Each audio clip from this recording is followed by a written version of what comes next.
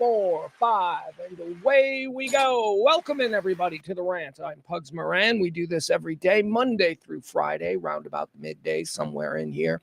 Been doing it every day since 2021. Some might say that's admirable. Others would call those people morons.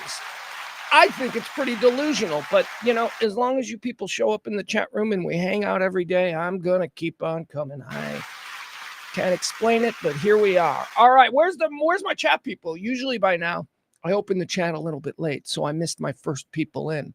Where's my Taronda? I don't see Taronda. Where's my Peter? I don't see Peter. That's quite all right, folks. Like, follow, subscribe. I'm supposed to do all of that stuff. I'm supposed to say that. I don't. I've been doing this for 4 years like it's a radio show. I walk in, I put my headphones on, and I start blabbing. What are we going to blab about? Hi, Peter. There's Peter. Now I see him. There we go. I got to say hi to my chat people, so make yourself known. What was I saying? I totally lost my train of thought here. That's okay. It's going to happen from time to time because this show is performed as a stream of consciousness. Here's what I do. I wake up early and I just start looking at the world. I watch news. I see stories. I read them. And then I come and sit here with my friends every day and I talk about what I've seen.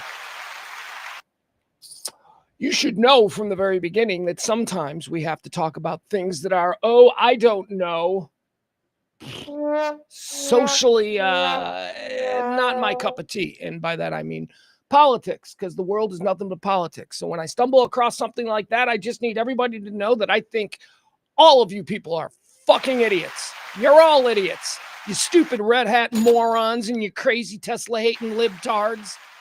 You're all fools. This show is for the people in the middle. This show is for like those of us who are like, what? No, I'm not going to a stupid protest. What?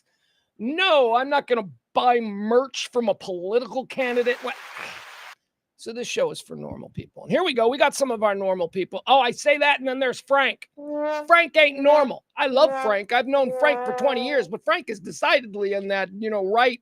Frank owns a red hat. I promise you Frank's got a MAGA hat. But I love Frank. Frank's my boy through thick and thin. We've been together for years, and nothing changes that. Hi, Frankie. We got Peter. Peter, a shout out to Peter coming a bit later. Put a pin in Peter. Taronda's here. There's Taronda. I can relax now. I found Taronda.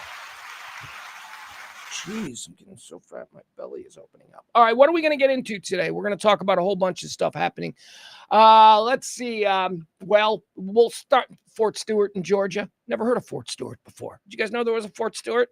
I'm not a military dork. I'm not like, what are these guys? Oh, yeah, that's the home for the 2nd Infantry. What? What are you kidding me? Fort Stewart in Georgia had an incident today, so we're going to cover that. That's some breaking news. Got to be honest, all I see is that 5 soldiers have been shot. There was an active shooter. I'm not seeing any deaths being reported, but we'll touch base on that. But we won't spend too much time on that because we've got funner things to talk about. Epstein, that's right. I am a dog with a bone. We're going to talk about Epstein. We've got an Epstein update. Was Epstein a Fed? Huh? What? New public, what do they call that? FOIA, Freedom of Information, new Freedom of Information Act documents that were acquired through the Freedom of Information Act, tell us that Ep was a Fed. So we'll get into that. What else? We got to talk about Howard Stern. Howard Stern, the once king of all media, will be ending his show. A lot of nonsense going on about how Howard Stern is ending his show. A lot of nonsense. So I'm going to set the record straight. I'm going to explain exactly what's going on. Howard Stern to end his historic radio show after 125 years. What else are we going to get into today? Dildos, man. Dildos in the WNBA. Huh? Did I see something? Is Caitlin Clark injured? So, like, Caitlin Clark isn't, playing in the WNBA, so they need something else to keep us all talking about it. Well, they found it. They found the thing that we will pay attention to. More dildos being thrown on the court. We investigate. All right, what else are we going to do? Four? I think there's 4 dildos now that have been chucked on the WNBA courts. Again, we're going to have to break that down as to what is the message here. Like is dildo 2, 3, and 4, are they just copycats? just because, the seal has been broken. Somebody threw a dildo on the court, and now it's like, we can throw dildos on the court. I'm still interested in the motivation of the first person who chucked the dildo. What was he thinking? We'll get into that as well. I found a really cool study online today. They recently did a study I'll explain how many people were polled and all that, but it's an online poll of Americans who cover all different demographics and generations and all of that. It is the popular and unpopular poll for 2025. So we'll go through a list. We'll find out who is the least popular person in America right now. And guess who's the most popular? That ain't me. It ain't me. I didn't even make the list. I would kill to make the... I'll tell you, maybe if I was doing content on this show like Cirque du Soleil... Wait, what's it called? Cirque du Soleil. That's it. Cirque du Soleil. That's a tough one. That's difficult. You really got to be invested in that local produced hot talk podcast video YouTube thing. Do you know what that is? Do you know what Cirque du Soleil is? It's Danny Bayless and it's Mike Soroy and it's Mike's brother Cash. And I think they're doing 2 shows a week, Tuesdays and Thursdays. But oh my God, I get so upset when I see that. I go, that's if I had money. No, it's not just that. If I had money and if I had talent, because those guys, man, I'm telling you, if you remember them when they were the morning show on The Freak, and you probably don't because they had like 16 listeners, of which I'm one. That was a fucking amazing show. It was different. It was it was taking the digital, the new media form of conversational chemistry, and it dropped it right in a morning radio show. And of course, the dill rods at the whatever over there, they didn't recognize what they had. I'm telling you, my greatest regret in life is when I came back, I tried to get on that station. I should have tried to be the PD. I should have been the fucking program director of that station. The Freak. There were conversations. It was broached. But then, I'm just a fat fool who just screams into a stream every day. No, man, that show is great. So anyway, they're doing a podcast, and I'm really excited about it because I am, as you know here, really excited about anything that's being created locally and, being done by people who are doing it for the locals. I'm tired of the idea of digital podcasts and all that shit that we can go all the way to Milan. Who cares if people in Milan can't come out to, a bar night that we're going to do or a concert or a party we're going to throw. Local concentration is what digital content creation needs to be focusing on. Local. Everything doesn't have to be fucking national. And while everybody is going national, why not go local? It's called pendulum strategy. Anyway, the Freak had it, and the Freak panicked because the Freak doesn't understand pendulum therapy or strategy. Anyway, Cirque du Soleil, man, they went hard against the ticket yesterday. So if you want to check it out on YouTube, go find it. Apparently, there's this big situation with a Reddit feed. I don't know. I'm not a Reddit dork, and I'm not I'm really into the inner workings of radio, but because I've been doing it since 1991, it's like second nature. I'm not but Reddit's for weirdos. And all the weirdos who love the ticket have a Reddit thread, and apparently it's been infiltrated by higher-ups from the ticket. And the boys at Cirque du Soleil. Jamie, how do you pronounce that? Soroy. Cirque du Soleil. That's it. Those guys, they covered it yesterday. They went deep. I listened to half of it last night, and then I was like, I got to fucking bed.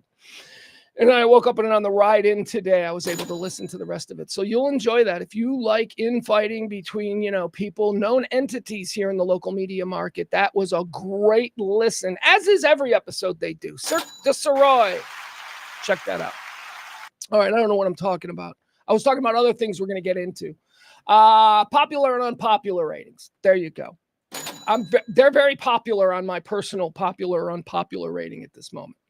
We're also going to go into some ESPN stuff. We've been tracking ESPN. They're going on a spending spree. It's like supermarket sweep over there at ESPN. We'll talk about Francis Ford Coppola. Is he next on the death list or the death trilogy? That could be a big one. Francis Ford Coppola has been rushed to a hospital. Now, he was in Rome expecting to have surgery on something. It was a pre-planned surgery. But days before the pre-planned surgery, Francis Ford Coppola has been rushed to a Rome hospital Details coming, ... Also, we'll get into, we'll watch some videos. I got some fun videos. I got a video of a baseball promotion that is like I love crazy small market baseball promotions. You know what I love? I love Banana Ball. Are you guys up on Banana Ball? I don't know what the hell I'm watching, but all I know is that I'll watch it for a half hour at a time. Banana Ball, it's like new baseball. It's like weird new baseball. So baseball way more popular with 12-year-olds than real baseball. I'll tell you that. My kid and all his friends know Banana Ball. They can't name 4 people on the Rangers. Of course, my kid and all his friends could probably go, 3-4 deep in the Cowboys depth chart, but that's the NFL. That ain't Major League Baseball. Major League Baseball needs to make some changes, and they have. Not to the extent of Banana Ball, so that's pretty cool. So we'll talk about Banana Ball. And anyway, we'll talk about Banana Ball in the context of this awesome promotion that was held in Long Island. It's a Long Island minor league team. It was so funny. We'll watch that. And also, sticking with baseball and the NFL crossover, we've got some video we need to investigate of Joe Burrow, probably at a Reds game, I would imagine. I don't know. It's Joe Burrow at a baseball game. Joe Burrow, here, let me show you how much I love Joe Burrow. I got my Joe Burrow shoes. Nope, too fat. Gonna fall. Here we go. Got my Joe. Can't even see it. Got my Joe Burrow shoes. Look at these, huh? My Puma Joe Burrows. Yeah, that's what I tell people. They're actually Kellogg Tony the Tiger shoes. But I call them my Joe Burrow shoes. And, no one's going to get that close to the tongue of my shoe that they're going to go, hey, this doesn't say Joe Burrow. This says Kellogg's. I'm going to say, fuck you. And then knock them over the head and put them in the trunk of my car. But I love Joe Burrow. Joe Shiesty. I love him because of that quarterback show. I honestly didn't give a shit about Joe Burrow until I saw him on that quarterback show. And I'm like, this dude's cool. And this dude isn't cool like he's trying to be cool. Like there's a lot of guys that try to be cool and you go, that guy's trying too hard. No, he's just naturally cool. And then on top of that, he's trying to be cool. So he's like double cool, Joe Burrow. He just seems like a good dude. And he understands the nature of the modern NFL quarterback where you got to peacock a little. If they're going to lay out a red carpet and there's going to be cameras, you're going to, it's all about the brand. Anyway, I like Joe Burrow. He throws like a retarded kid, though. Oh, sorry, retarded kids. What? I can't point out the obvious? He throws a baseball. He was in one of those pitching things at a Reds game. Again, I think it's a Reds game. And everybody was gathered around filming Joe Burrow try and throw a baseball through a hole. And it is hysterical. So we'll get into that.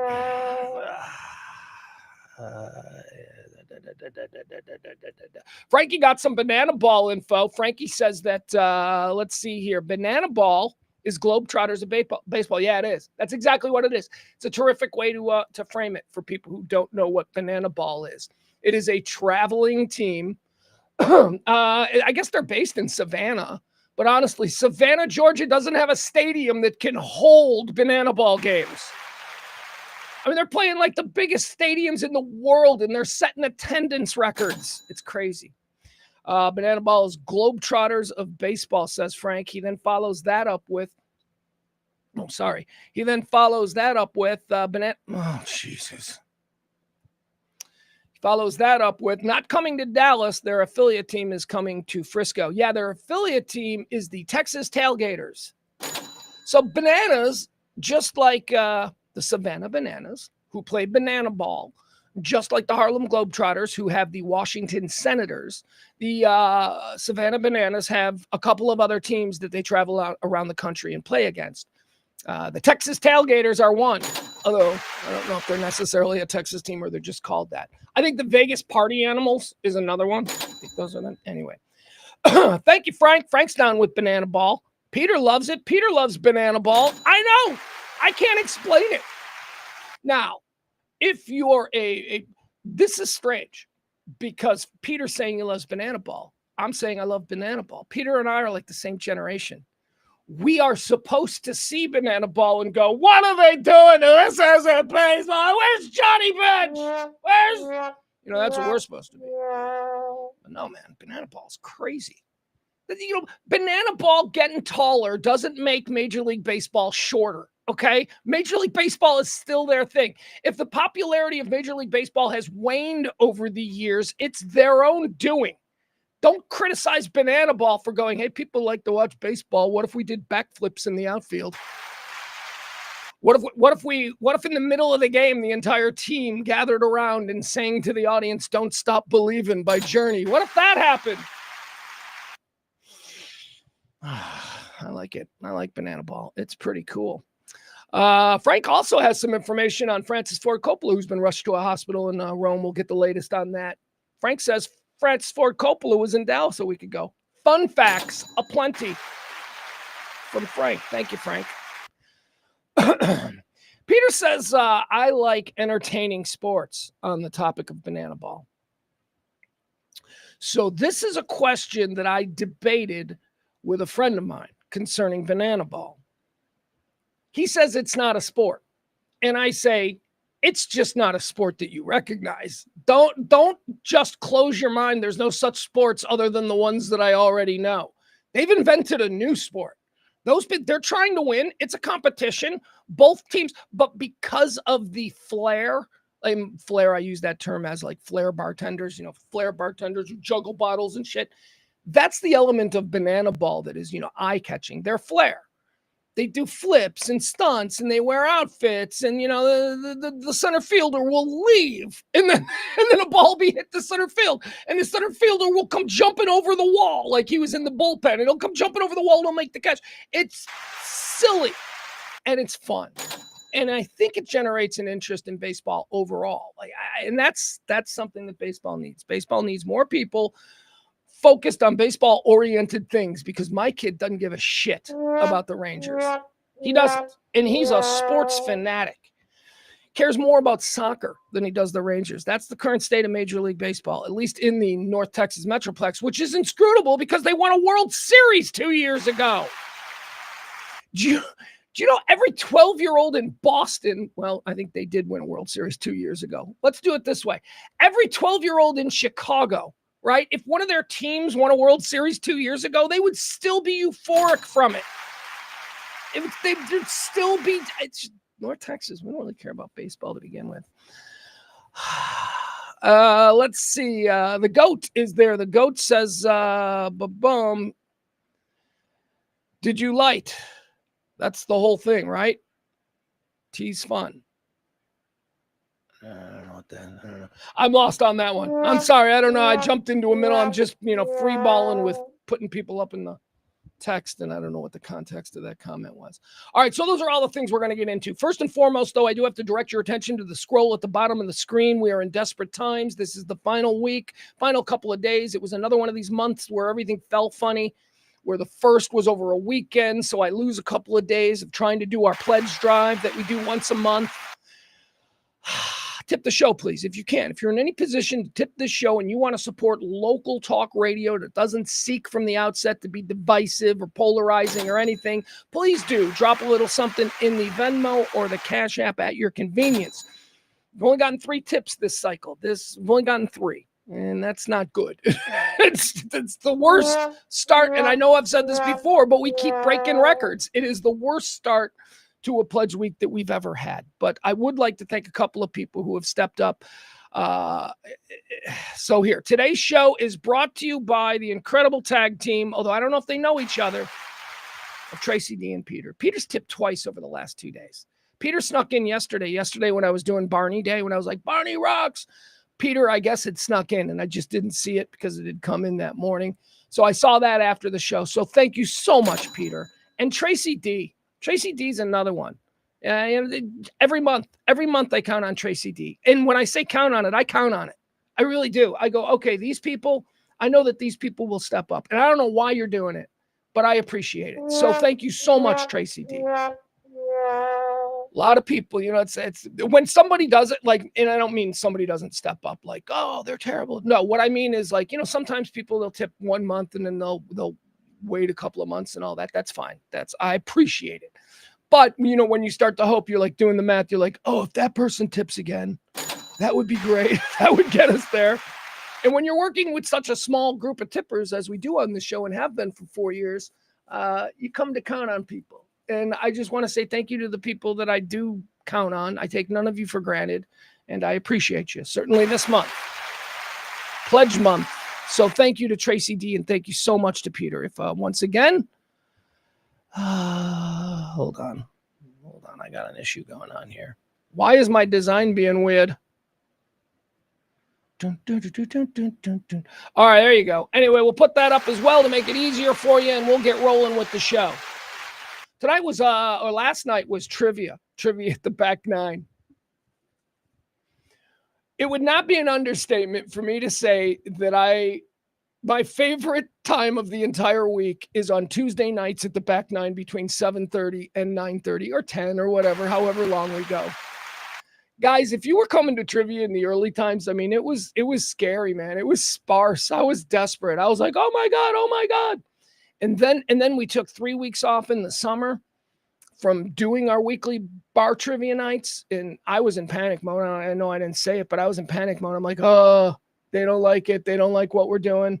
And then they called us back after 3 weeks. Turns out the 3 weeks was just because it was the middle of the summer and everybody was going on vacation. And they were like, we know that we're going to be dead for the next month, so we're not going to do any promotions. And they called us, and we came back. And since we have come back now 3 weeks, we've been back 3 weeks. Since we come back 3 weeks, it's like trivia has been building and building and building. I first started to notice it. We had 2 new weekly teams that were showing up, and that doesn't sound like much, but it helps in the room, and it helps with the energy, and it helps with the vibe. And then the next week, we had another team, and then one of the original teams brought some friends. Last night was the best night of trivia that I think we've ever had. It was so much fun. And can I just point out, on top of everything else that was great about the scene last night at the back nine, April came back. April was back for the first time in April, who, has been granted leave from trivia. She has been granted leave. She has an excusable absence. She came back. She surprised us all. She comes walking in. We're like, it's April. Also, James Parker of WBAP Radio, 93.3 afternoons, 2 to 5. James Parker was there. He's the defending champion. James Parker brought his wife. The lovely Monique was there, who is a really talented artist who, not for nothing, we've acquired some of her things. We're going to hang some of Monique's stuff. Monique is a legit artist. So that was fun. Anyway, and last night's trivia contest was won by one of the new teams. And I love that. Congratulations to Hector and his team of, what was their name? What was their team name? I don't know. I forgot what they were. But congratulations. And thank you to everybody last night, man. That was awesome. And once again, and this paid off last night. Thank you to Ginger. People who listen to this show, okay, if you're coming out to trivia, say hello to me. Say hello and say that you are here because you're listening to the show. I need to know that for my own edification. So that was so great. She's not in the chat room. She listens on YouTube. That was just wonderful. So thank you all to everybody who is helping us build this trivia thing into what I envisioned months ago. A traveling circus of nonsense and debauchery. Trash trivia. So we'll see you maybe next week. Every Tuesday, 7:30. Sign up starts 7:30. We get started about 7:45, 8 o'clock. Trash trivia there at the back nine. In Addison on Beltline Road, 4060 Beltline Road. Hold on, we've got an update here from Fort Stewart. This morning, shortly before 11 o'clock, an active duty soldier assigned to Fort Stewart, Georgia, shot and wounded 5 of his fellow soldiers here on Fort Stewart. Thankfully, all are in stable condition. Okay. And all are expected to recover. All right, so I'm going to close that out. We're talking about the Fort Stewart shooting that occurred this morning in Fort Stewart, Georgia. I don't know if the town is called Fort Stewart. Why wouldn't it be? It occurred there in Georgia. 5 soldiers on the base were shot. That was pretty much all the information that we were getting. There was an active hunt for the shooter for a period of time, but they caught him relatively quickly. So the shooter is in custody. The questions that I had, how severe are the injuries? Because it's being reported as casualties. And, I got caught up in that. You know when I got caught up in the casualty definition? Would you remember the Bataclan Club in France when I think it was like Queens of the Stone Age were on stage and a bunch of Muslim terrorists broke in and they started. So those were being reported as casualties. And I thought casualties meant deaths. And then I learned the difference. And so now I'm aware that casualties don't mean deaths. Casualties mean just people injured and dead. It's a mix of the two. So the 5 were being described as 5 casualties this morning. So it's good to find out that none of them have serious life-threatening injuries, and they are all expected to recuperate. What word am I missing? That is danger. Dude, I have been missing words. I can't think, and maybe it's just my age, but I can't. Things are disappearing on me. I struggled for like 10 minutes to remember the name of Russell Wilson last night. I couldn't think of Russell Wilson. I'm like, but the guy, Seattle, is kind of a douchebag. Come on, Wisconsin. He wasn't supposed to be good. They brought in Matt Castle on a free agent deal, paid him a bunch of money, and then the kid from Wisconsin, what's his name? I couldn't think of Russell Wilson's name. And I just had another thing blank out on me. Anyway, all 5 are expected to recover. Now, the other piece of information that I wanted on the shooting, who was the shooter? How does a civilian get on a military base and start shooting soldiers? It was a terror attack. Again, with all of these shootings, I have my different boxes. Remember, there's the Muslim terrorist box. That's somebody who is killing a whole bunch of people in a mall because Allah said so, or whoever. Then there's the backyard barbecue gangbanger one where 12 people are shot in the south side of Chicago backyard. That's a different box. The mass shooting boxes. Postal, you got the disgruntled white man who didn't get a promotion, and now that's another box. Then you got the off their meds crazy person who we can't explain, but they're just, they're going to go shoot up a target. So I like to put these things in a box. And I was wondering the fort in Georgia here, what box do I put it in? Who is this guy? Turns out he's an enlisted man. So he was somebody already on the base, an enlisted soldier there in Georgia, Fort Stewart, shot 5 other military enlisted men this morning. All 5 are expected to survive. And officials, breaking news, suspect was an active duty soldier. Okay, so there we go. So he might just be crazy. He might just be a crazy guy who, I don't know. But it's good to hear. 5 people have been taken to an area hospital with non-life-threatening injuries. All 5 are expected to be fine. The suspect is in custody, and the suspect in the Fort Stewart shooting is an active duty soldier in the United States military. All right, so there we go. Barney's got some information. Barney knows. Barney, you one of these military fort nerds? Do you watch like copious amounts of the History Channel and all of that stuff? Barney says, Hinesville, Georgia is the town beside Fort Stewart. Hinesville. I've never heard of Hinesville. I've never heard of Fort Stewart. There we go. Thank you, Barn. Appreciate you.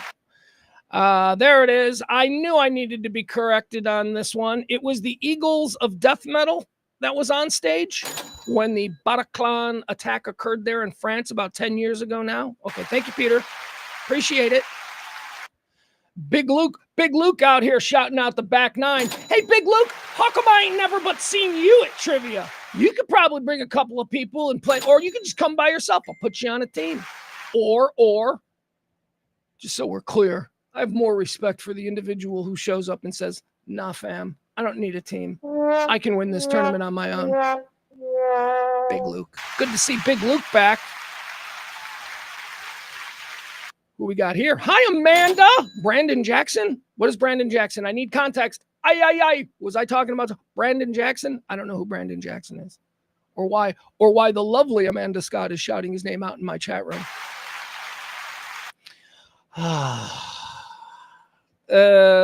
Barney knows because Barney's a military man. Of course he is. Barney, I was stationed on Stewart for 2 years. 3rd Infantry Division. Rock of the Marne. Rock of the Marne. I don't know what that is. That all sounds like really cool alpha male stuff. Good on you.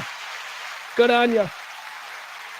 Barney's definitely more of an alpha male than me. He's a guy. First of all, he's native born Texan, so he's got that love your mama, say your prayers, eat your veggies kind of vibe going on. More of a raised in a shitty apartment by a single mom, stealing loser kids' bikes. That's who I was. Not exactly alpha male behavior. I don't know anything about bases. I used to have committed to memory how all the ranks in military went, which was just a weird thing. I think I got high and fell into a Wikipedia bunny hole that was like a 4-star general is a full flag admiral is, I learned all of the different things. I don't know why I did it. All right, let's move on. Are you enjoying the stream of consciousness? Me jumping around from different thought to different thought? Because it ends now. Here we go. Let's get into some of the things that people are talking about today. I promised you that I was not going to let go of this Epstein story, and it just gets crazier and crazier every single day with other bits and pieces of information. Now, all of it, I look at it and I go, okay, all right, what are they saying here? Unnamed sources. All right, well, let me check who's putting this out. Who is putting this story on Epstein out? Let me cross-reference what they're into. Let me look at their page. Let me see what their motivations and agendas might be. So I do a little research. So when I first saw the story that Jeffrey Epstein, it was reported that he was an informant, like a CI, a confidential informant for the Federal Bureau of Investigation. And this is why he's being protected by the deep state. Now, I'm not a deep state guy, okay? There are certain words that are red flags, right? False flag is another one. Like if you're like, it's a false flag, that's a red flag word for me. That means, oh, okay, I need to dumb it down talking to this guy. Deep state is another one. These people that all of a sudden heard some YouTuber coin the phrase deep state 10 years ago, and now suddenly they're like, deep state! Deep state doesn't exist, dude. What we have is an immensely complicated and endlessly corrupt bureaucracy, okay? It's the same thing with big businesses and corporations. It's not a deep state. I know that sounds spookier, and it draws up images of like 5 people in a basement in Washington making every awful decision that's ever been made, but that ain't how it's done.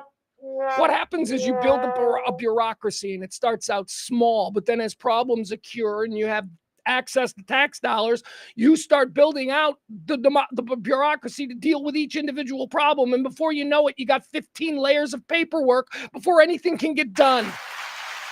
Yes, it's a nonsense bureaucracy, but stop trying to make it magical with these.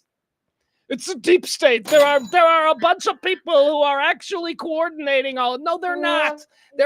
Washington is filled with a bunch of people at different levels of power who are doing things to serve their own best interests. They're not all getting together like some evil cabal going, how do we make Barney in Texas pissed today? When we call it a deep state, we almost clutch our pearls and say there's nothing we can do about it. Stop calling it a fucking deep state. It's a bullshit bureaucracy that needs to be radically changed. Thank you. Thank you. Anyway, I was concerned that this story about Epstein being hooked in with the feds was, just another example of these people saying crazy stuff. Because there is something going around today that's super crazy. What is it? It's something nuts. I don't know. Anyway, if I think of it, I'll tell you about it. But it's also having to do with Epstein. So I saw that one first. I'm like, oh, God, really? It's just endless. And then I saw this. And I'm like, okay, freedom of information. All right, Department of Justice sources being quoted. Actual names being put out there, right? Source material referencing stories from previous reports on something similar.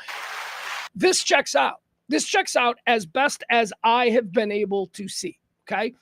Now, what does that mean? Could I be wrong? Absolutely. I've been fooled before. I don't know. But this looks real, okay? The idea that Jeffrey Epstein was working for the Federal Bureau of Investigations as an informant on a number of cases. It also reveals that the Federal Bureau of Investigations, or more commonly known these days as the Department of Justice, knew that he was a pedophile. And they were okay with it because the information that he was giving them on other people who maybe they thought were more important to get than a pedophile. I don't know. Maybe they thought it was more important to get some information on some guy that was, cheating on stocks on Wall Street from Jeffrey Epstein than shutting down an entire pedophile ring. If that was the case, yeah, that's some bullshit. I mean, the minute you find out that your confidential informant is banging 12-year-olds on a secret island in the Atlantic, don't you got to go, hey, deal is off? Ugh. All right, so here's the story. And strangely enough, first reported by Radar Online. It's Radar Online who is breaking this. Here's what it says. Exclusive leaked FBI documents. And that's the other thing that's beautiful about this Epstein thing, especially with the current situation of the workaday bureaucrats there at the FBI. A lot of them are being funneled out as being disloyal to der Fuhrer or whatever. These people, man, they have access to shit, and we've been seeing leaks. We've been seeing leaks concerning Epstein now for a couple of weeks. This one, though, is notable. Leaked FBI documents reveal Jeffrey Epstein's secret history as an FBI informant. Jeffrey Epstein was secretly working with the United States government, according to a bombshell document obtained by Radar Online. The late tycoon and pedophile who died in jail in 2019 at 66 while awaiting trial on sex trafficking charges was more than just protected. He was, in fact, a puppet, informant, and spy for the FBI. Whoa! All right. Let's keep going. It says here, a 2008. So this is important because of the timing of this. This was back when we didn't know Jeffrey Epstein's name. I mean, people in the Mar-a-Lago circles knew his name because he was a big player down there in that Palm Beach moneyed scene. Also in New York, the New York financial circles all certainly knew him. But we, the general public, we had no idea who Jeffrey Epstein. Jeffrey Epstein, you mean Juan Epstein? So in 2008, though, he was already in trouble there in South Florida because he had, molested a kid, as Jeffrey Epstein is wont to do. But because he was working previously to that with the FBI, a deal was made. And this is the deal that we have been scratching our head now since Jeffrey Epstein popped back on the scene in a more global manner back when he was arrested in 2018, or maybe it was 2019. And this whole thing started and came to the front. Previously to that, he was working with the FBI. So in 2007 or 2008 in Florida, when he got busted, the FBI stepped in and said, you make a sweetheart deal with him. The sweetheart deal is now the deal that Ghislaine Maxwell's attorneys are trying to use to get her out of prison, or try to get her a new trial, or try to get everything dropped in front of the Supreme Court, no less. We've been talking about this deal that was made for Jeffrey Epstein in 2007 in Florida. We've been talking it for a while. We've been scratching our head. We've been going, what the fuck is this about? Well, now we see. Alec, what's the guy's name? Actually, let me keep reading. The late tycoon and pedophile, Epstein, a 2008 internal file obtained through a successful Freedom of Information Act lawsuit shows that Epstein was operating as an FBI informant before his now infamous 2007 sweetheart plea deal with Florida. I mean, it's okay. Maybe it's not the answer we wanted or whatever, but it is. It explains why this guy in 2007 signed a deal with the Florida prosecutors that would basically grant immunity to all of his associates. He said, okay, here's the deal. I'll go to prison for 13 months or whatever, but anything that I tell you about this whole situation, you can't prosecute any of my associates. And Florida went, okay, we'll let all the pedophiles go. And Florida signed it. And he had this sweetheart deal. And now, all these years later, Maxwell is sitting in prison. And she's got her attorneys going to the Supreme Court now going, hey, there was a deal signed in Florida that the Department of Justice was involved in, apparently, that says that none of Epstein's associates could be prosecuted. And then a couple of years later, you just prosecute her? What the fuck? So that's the argument that Maxwell's attorneys are going to try and make in front of the Supreme Court. And you know what? As gross as it is, it's a legitimate argument. I mean, I wish it wasn't a legitimate argument. I wish they hadn't made a deal. I wish that Epstein, the criminal pedophile, hadn't made a deal with our government to let all of his friends go free, but he did.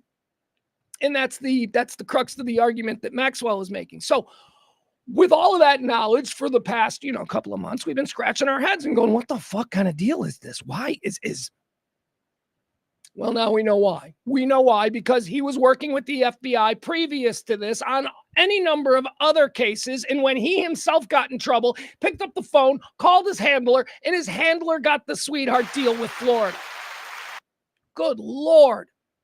A 2008 internal memo obtained through a successful Freedom of Information Act shows that Epstein was operating as an FBI informant before his now infamous 2007 sweetheart plea deal. Here's a quote now. Epstein has also provided information to the FBI as agreed upon. A special agent whose name was redacted. Remember, these are all the names that are being redacted, right? Oh, why are there so many names being redacted? Because of cases like this. Because the FBI, the individual FBI agent who made this deal 10 years later, doesn't want to be blamed for it. Well, guess what? Unredact his name. Because that's a guy who made the judgment that all the pedophiles should go free because, he wants to make his stripes with the Bureau by putting some white-collar stock trader in jail. Fuck you.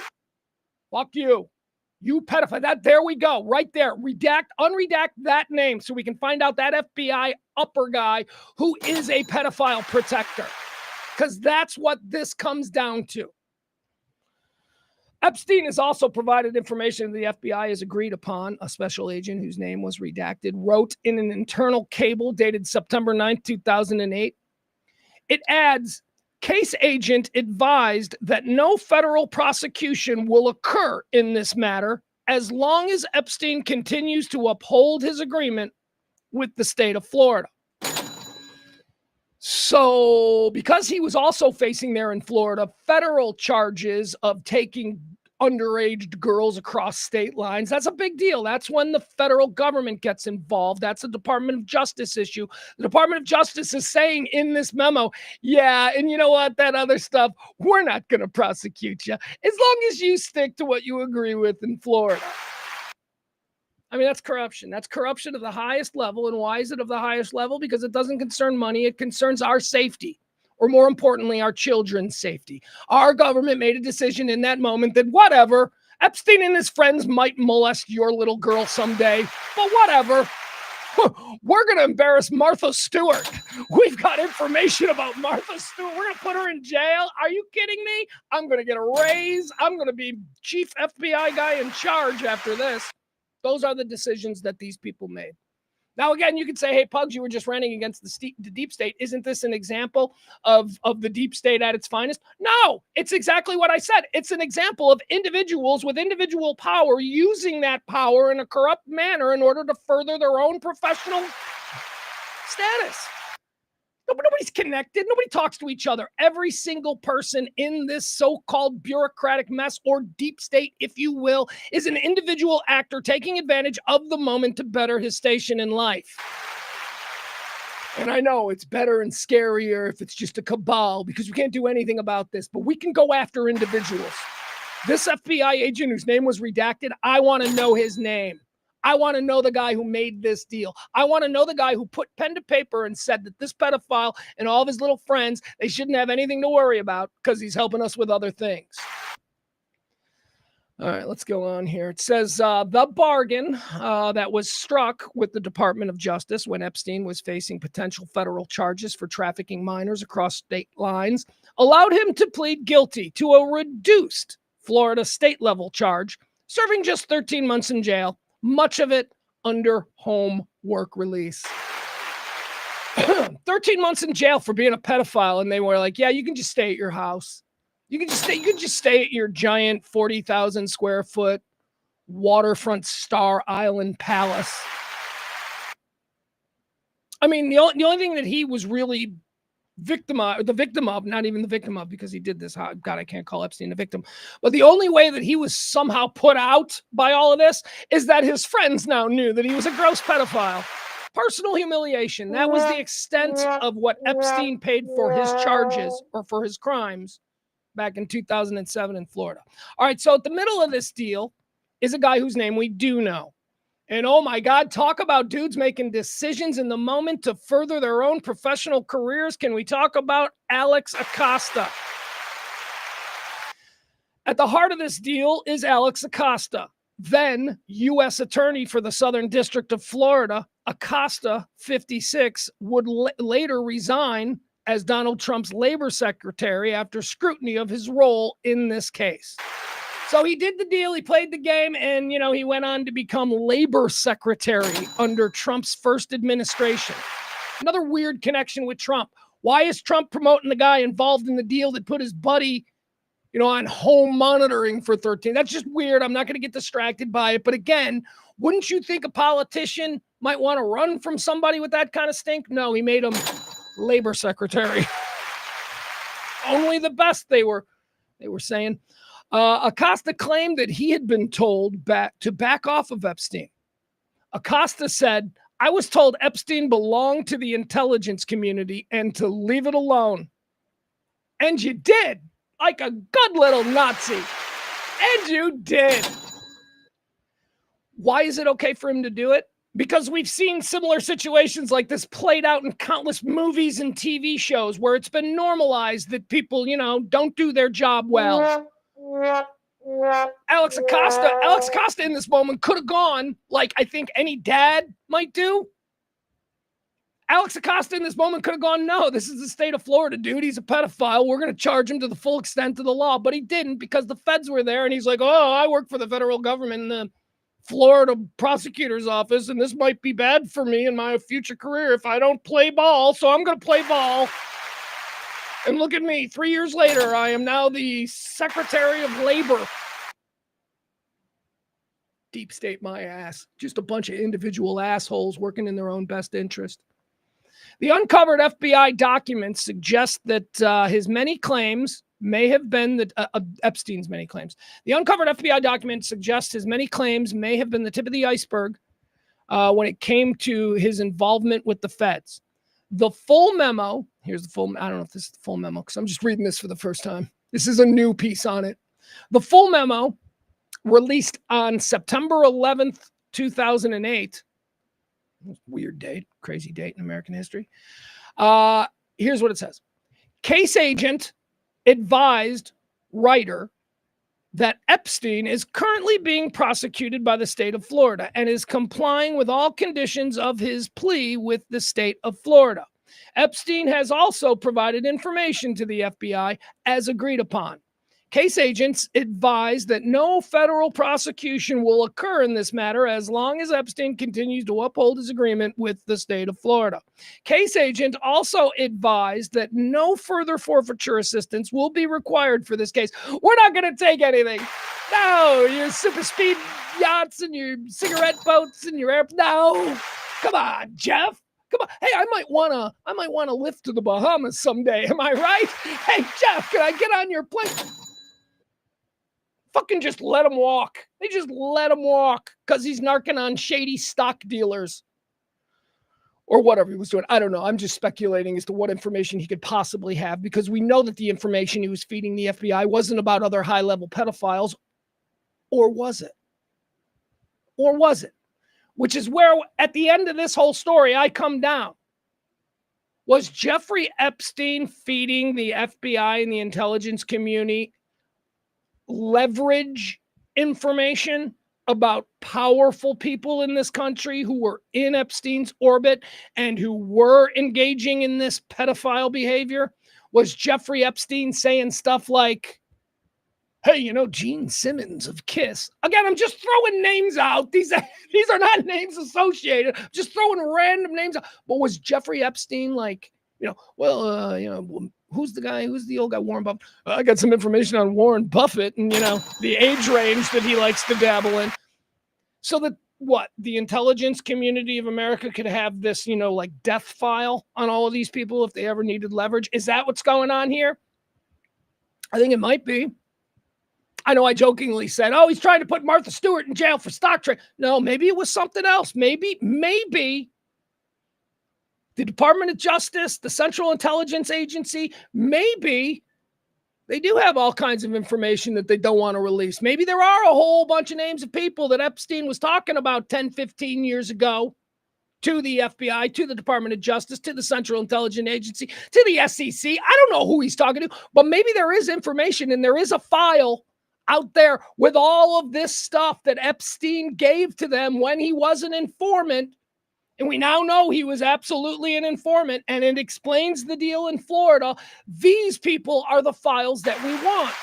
When we say we want all the files, okay, we're not talking about a date book with, the headline, here are Jeffrey Epstein's celebrity pedophile friends. Oh, look, Tom Hanks, Steven Spielberg. Right? That doesn't exist. Stop pretending something like that exists. What does exist is documentation that will give us a clearer picture of the kind of people that he was running around with and what they were getting into. That's what we want released. All right. So that's the latest in the Jeffrey Epstein thing. Barney had some comments there. He says, I'm starting to think that Epstein was a con man that convinced the FBI he was working for the CIA and the CIA that he was working for Mossad, and it goes on and on. I don't know what I'm starting to think. All I'm starting to think is that there was a decision made at some point in our country that the government didn't make it all that much of a priority to put pedophiles behind bars. They'll talk about it, especially on the campaign trail. Hell, the last election was all pedophile talk. We got to put these pedophiles. And then, the reality is, as we're finding out, that our system has pretty much turned a blind eye to high-level elite pedophilia for a long time. All right, let's go into another story that's circulating today that a lot of people have wrong. And, well, Uncle Pug's going to sit here and try and explain it to you because it's not the first time I've seen this. This is just the highest profile example, but this has been going on in my business of choice, business that, Groundhog's Day 1992. I made my first appearance on the radio.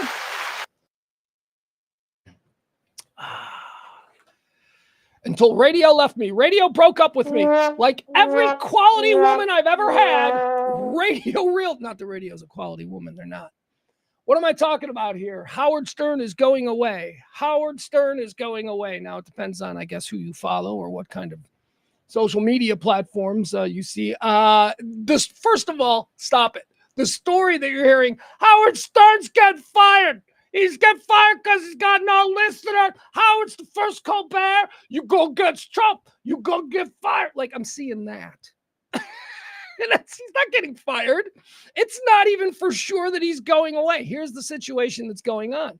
Howard Stern and his $150 million contract with Sirius, is it still Sirius XM? I don't know. What a Sirius. I'm just going to call it Sirius. His $150 million contract that he signed like 10 years ago is coming to an end. His contract is coming to an end. So Howard Stern, who still has the subscribers, who still has the daily listenership, although it's smaller, it's much smaller because it's satellite radio and it's not free. However, he has what is known as an incredibly desirable demographic. Howard Stern's current audience on Sirius are premium buyers who are seen as perfect targets for advertising. Okay? That's who he's got on Sirius. So my point is this. He doesn't have to go anywhere. And it's not like they want to fire him. Okay? Sirius is not trying to fire Howard Stern. No matter what you're hearing from, I think I saw Benny Johnson saying something about, like, dude, you don't know how radio works. You're dumb. Here's what's going on. And as I said, I've seen this over the past 10 years with a number of my friends who are and were very successful radio personalities. The business model has been shifting for years. I mean, one of the first shifts that we saw was the advent of satellite radio, a pay radio format, to which Howard Stern took full advantage of, cashed in like never before. Howard Stern's almost a billionaire because of that deal for doing radio. And he abandoned FM radio. Now, what Howard Stern was doing when he abandoned FM radio was basically propping up an entire band, an entire genre. And that was talk or spoken word format radio on the FM dial. Hadn't existed. The FM dial was for younger people. Younger people didn't like talk radio. So Howard Stern changed that. And there were dozens of stations from coast to coast that were created and had Howard Stern in the morning. Here in Dallas, we had 105.3. I didn't work at a station like that in Chicago because we were that station before Howard Stern. So Howard actually, took him 15 years to break Chicago because my station, The Loop, kept fucking crushing him. It was the only city where Howard couldn't go, yeah, I'm going to blow apart the morning show. No, our morning show blew you apart, dude. You were never anything in Chicago. But that eventually came to an end, and the big corporate system saw the value in having one morning show in all of their markets and then building local stations around that were also talk. So when Howard left CBS Radio, as it was called at the time, and went to Sirius, he destroyed that entire format. They went with David Lee Roth first. They're like, no, David Lee Roth can replace Howard Stern, which all of us in radio were like horrified by. What? Anyway, he fucked up an entire format by leaving for Sirius. But what he did was he created a whole new thing. And I can't tell you how many of my friends have been on Sirius and have shows on Sirius and people that went to Sirius. So I'm not blaming him. I'm just saying, goddamn, I wish I wasn't working at a Howard Stern anchored station when he decided to blow up the whole format of FM talk in America. So he goes over to Sirius and he crushes it. Nobody had satellite radio before him. Okay. I mean, he was well worth every penny of the $100 million deal that he signed initially. So that deal evaporates. He signs another deal about 10 years ago, and that one's for $150 million. Now, here we are in 2025, when the way people use and consume media has radically changed. Fact of the matter is that Howard Stern is no longer worth $150 million. And I'm not advocating for the suits there at Sirius or whatever, because I think those higher ups, they can maybe have one less yacht, but they don't take the pay cuts. No, they start to par down the pay of the stars who built everything that allows you to have multiple yachts in your corner office there. So Howard Stern is not going to get $150 million, okay? And his agent, Don Buchwald, is not going to take anything less than what he got on the last contract. So Howard Stern is not being fired. He's being offered a renewal by Sirius. It's just an insulting renewal for somebody who made $150 million last time. Now, let me give you an idea. I don't know the numbers as they pertain to the Sirius and Howard Stern situation. But Sirius is probably going to offer him well, here, I'll give you an example. So I have a friend who was a number one, he's an icon, he's a legend, he's a first ballot Hall of Famer when it comes to sports talk radio, especially in the Midwest.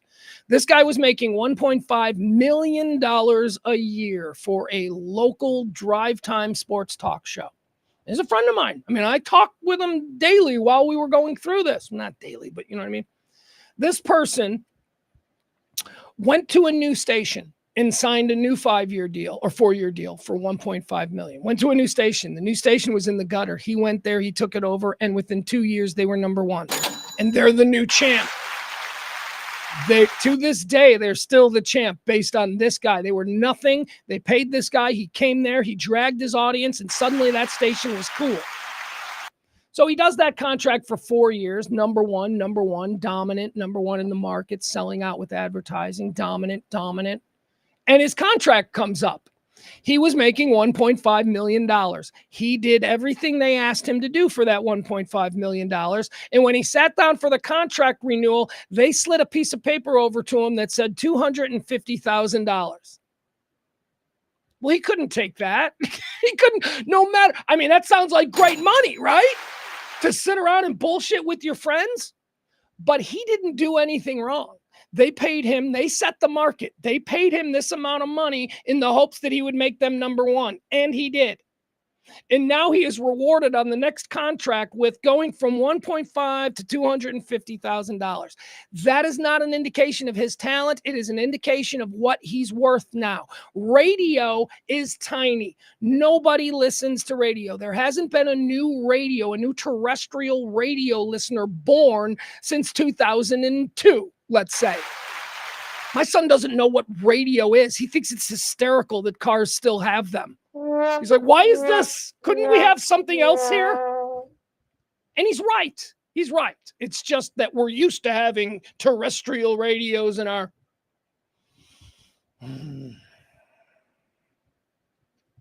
So Howard Stern is not being fired because he's anti-Trump. Howard Stern is just simply next in line in the highest profile that I've seen to be the victim of the constriction of what radio people are worth. He's just simply not worth that anymore. And he's not going to be able to take less. They don't do that.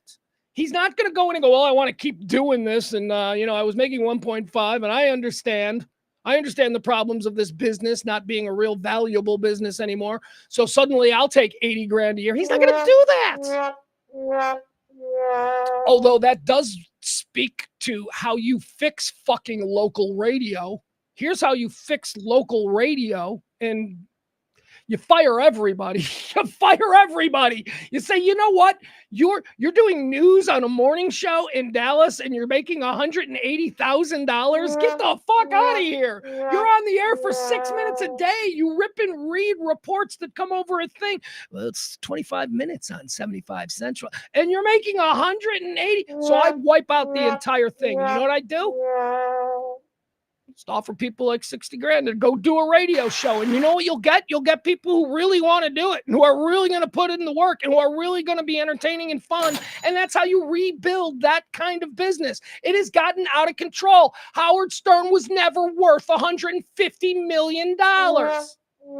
Russ Martin was never worth $600,000.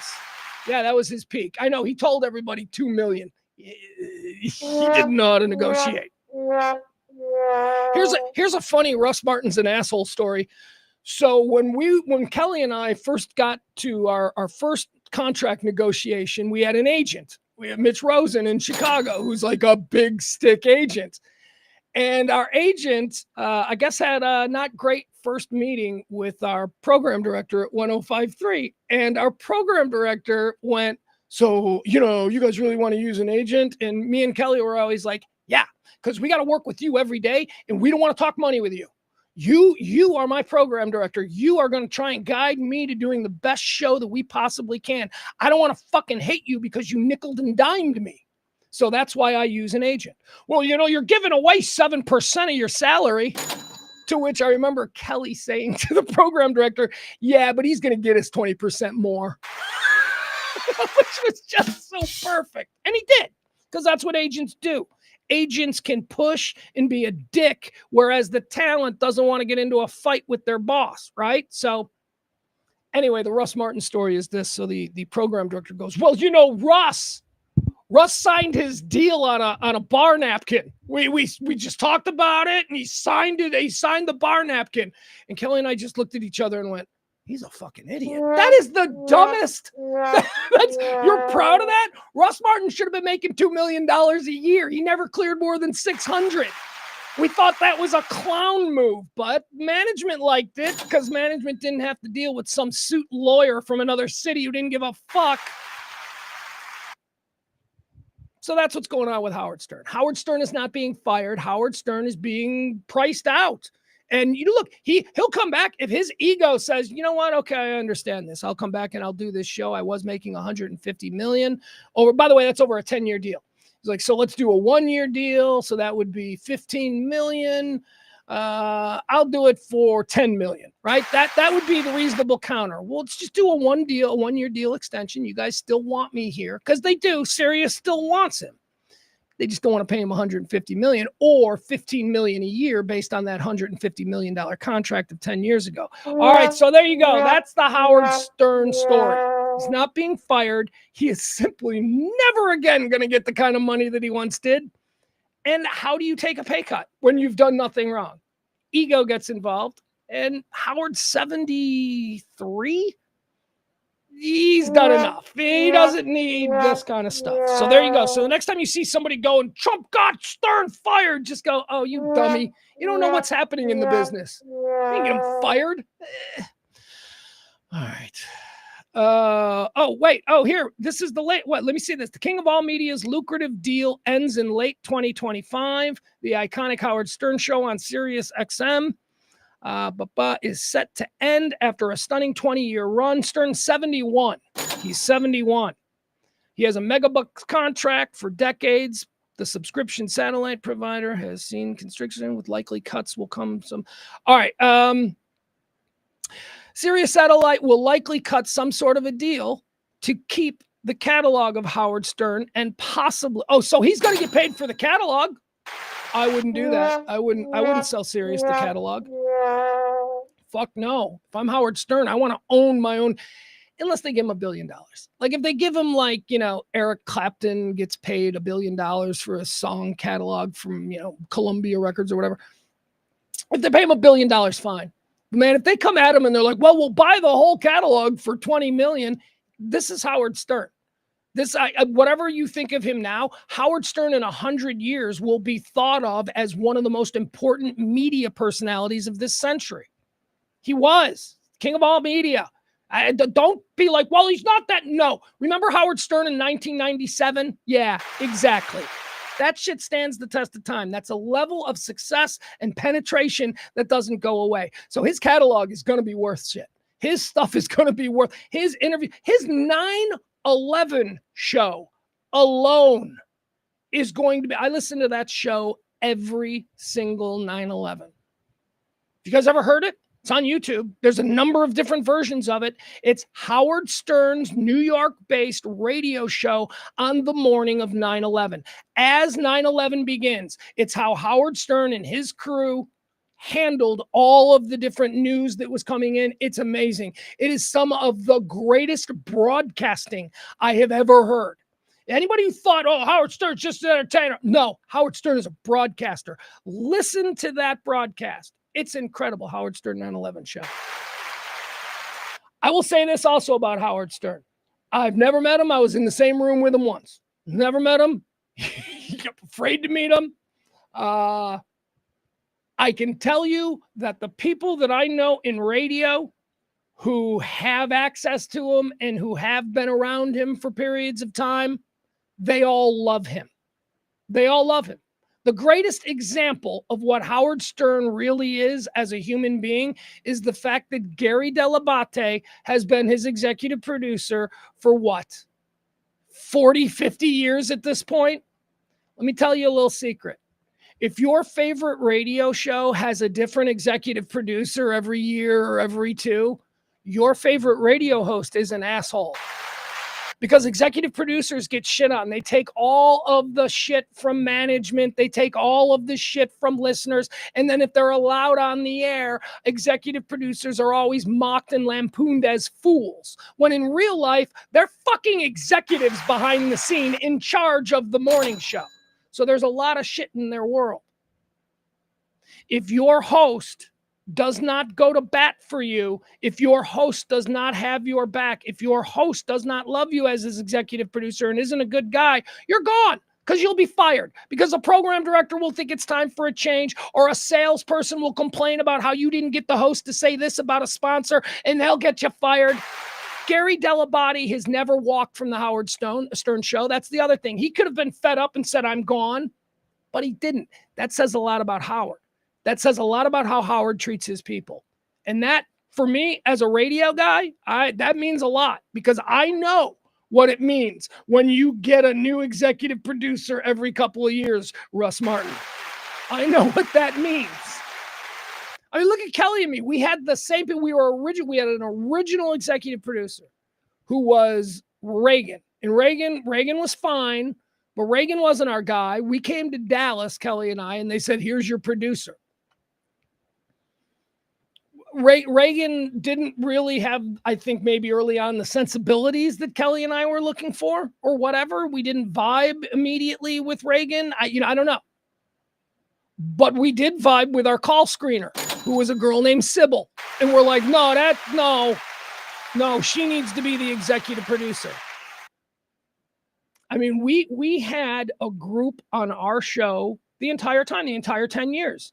Sybil, Eric, and Bobby. All right, Bobby. Where did Bobby left? But I think Bobby left because he got out of radio. Like he wanted to go deal blackjack in Vegas or something. So we lost Bobby, but it wasn't because it's like he walked and hated us or anything. Even though Bobby did just say to Kelly, fuck you, on the air once. Do you guys remember that? Do you guys remember Bobby when he said fuck you and got suspended for a week? Thought we were off the air. Anyway, but that in and of itself is another great example of how we were, good with our executive producers. Our executive producer said to Kelly, fuck you, and didn't get fired. She didn't go, you're fired. He had that kind of comfort. Yeah, we had a great dream team. We had a terrific, man, I'm telling you, Sybil, Eric, James, and Cody. That was it. That was the dream team with Paco writing and doing bits. Oh man, I love that group. I would have kept that group together if we could forever. Those are my people. All right. So that's the Howard Stern story. Let's move on. What else do we have here? The WNBA is lousy with dildos these days, folks. Okay. So we now, by my count, we've had 4 separate incidents where fans of the WNBA are now chucking neon green dildos onto the court. It started out about a week ago. It was very funny. Because there was a great reveal where the broadcasters didn't know what had been thrown on the court, and then the camera captured it, and the broadcasters in real time realized that they were looking at a lime green penis.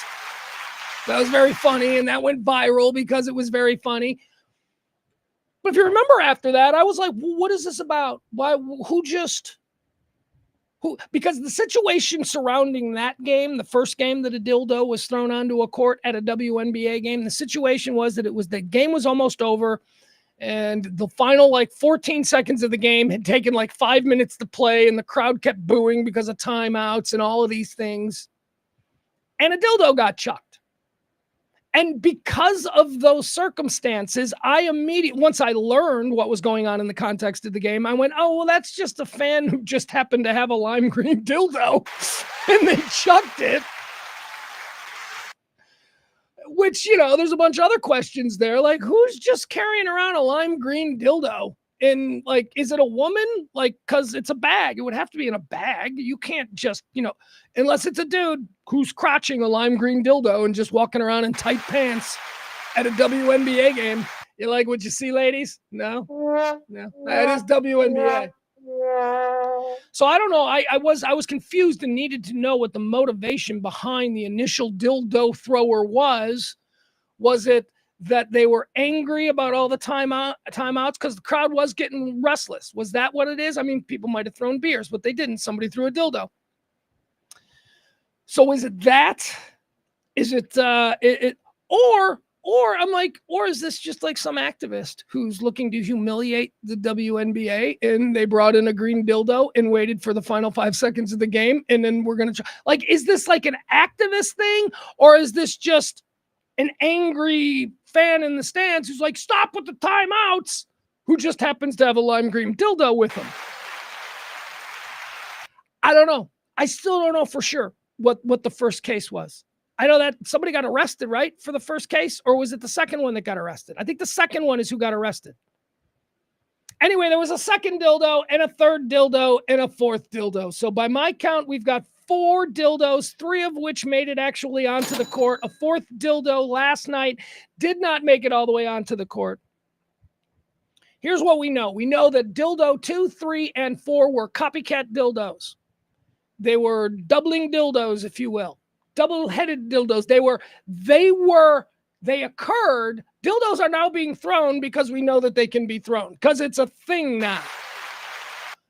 Doesn't help with the context of why the first one was thrown, but okay. All right, so let's get into this story. Why are dildos being thrown on NBA courts? More sex toys have been thrown during Liberty games, Fever games. We've got video. Do I need to watch this? Do I watch it on YouTube? How long is this one? Oh, jeez. All right, here, we'll watch this video. Here we go. Okay, so this is dildo number.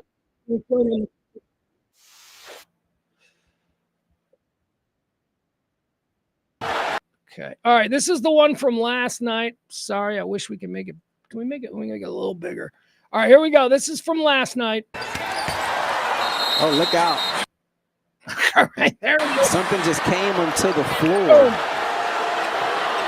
Got an object that just flew out. Hold on, I like how she just kicks it away. I believe that's someone named Kelsey Plum. Something just came onto the floor. Got an object that just flew in as the free throw was being made.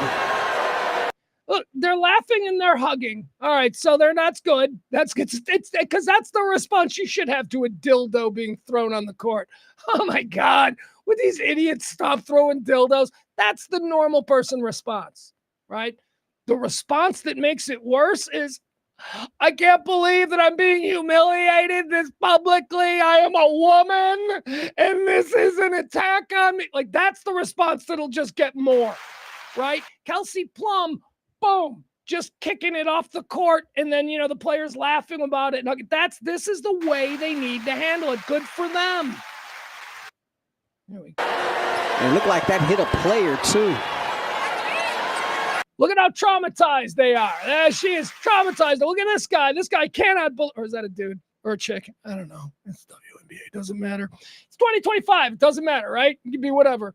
Although I did just misgender possibly. Can you misgender if you don't know? Well, yeah, I think that's kind of the whole point of misgendering. All right, let's get in here. All right, there you go. All right, so that's one. Actually, I didn't like that video. I think I actually have a better video of the dildo, so let's get into that. Here we go. Okay, there's the more sex toys. Yeah, all right, here we go. Let's watch this one.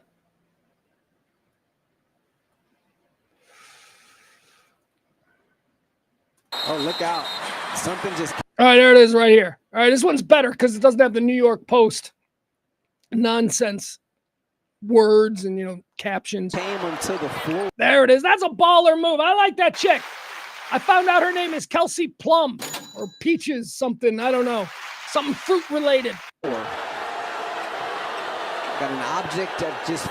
But the fans are like, boo. The fans should explode when a dildo gets thrown on the court. Do you think this is how they would react in Banana Ball to a dildo being thrown? No!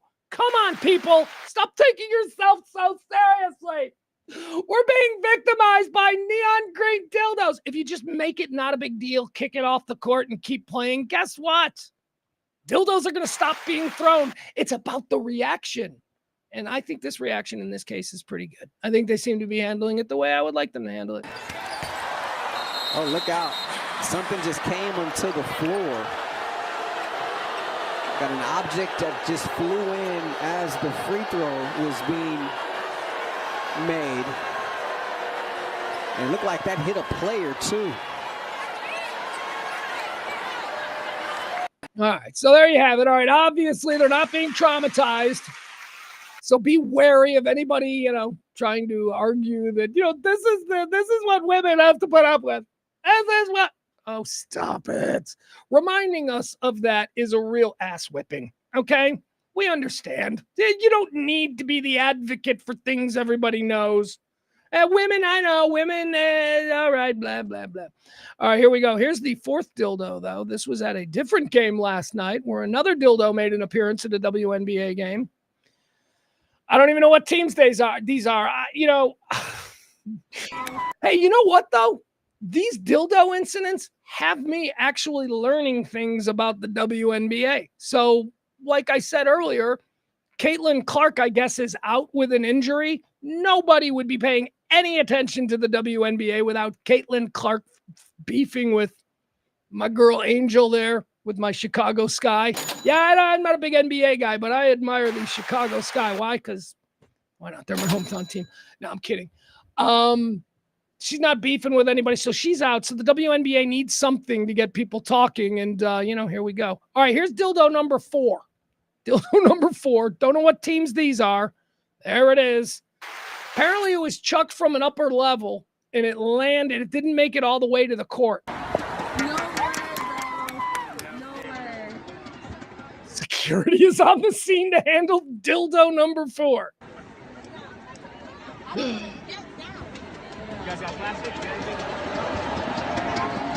Can I just say something? And I might be saying a little bit too much here, but am I the only guy who looks at that and goes, holy shit, is that what women expect? Holy fuck. Am I the only guy? Right.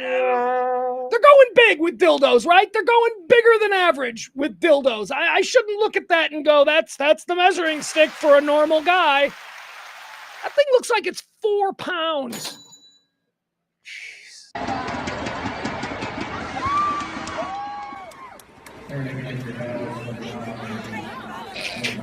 Sorry, guys. The glove. Sorry, ladies.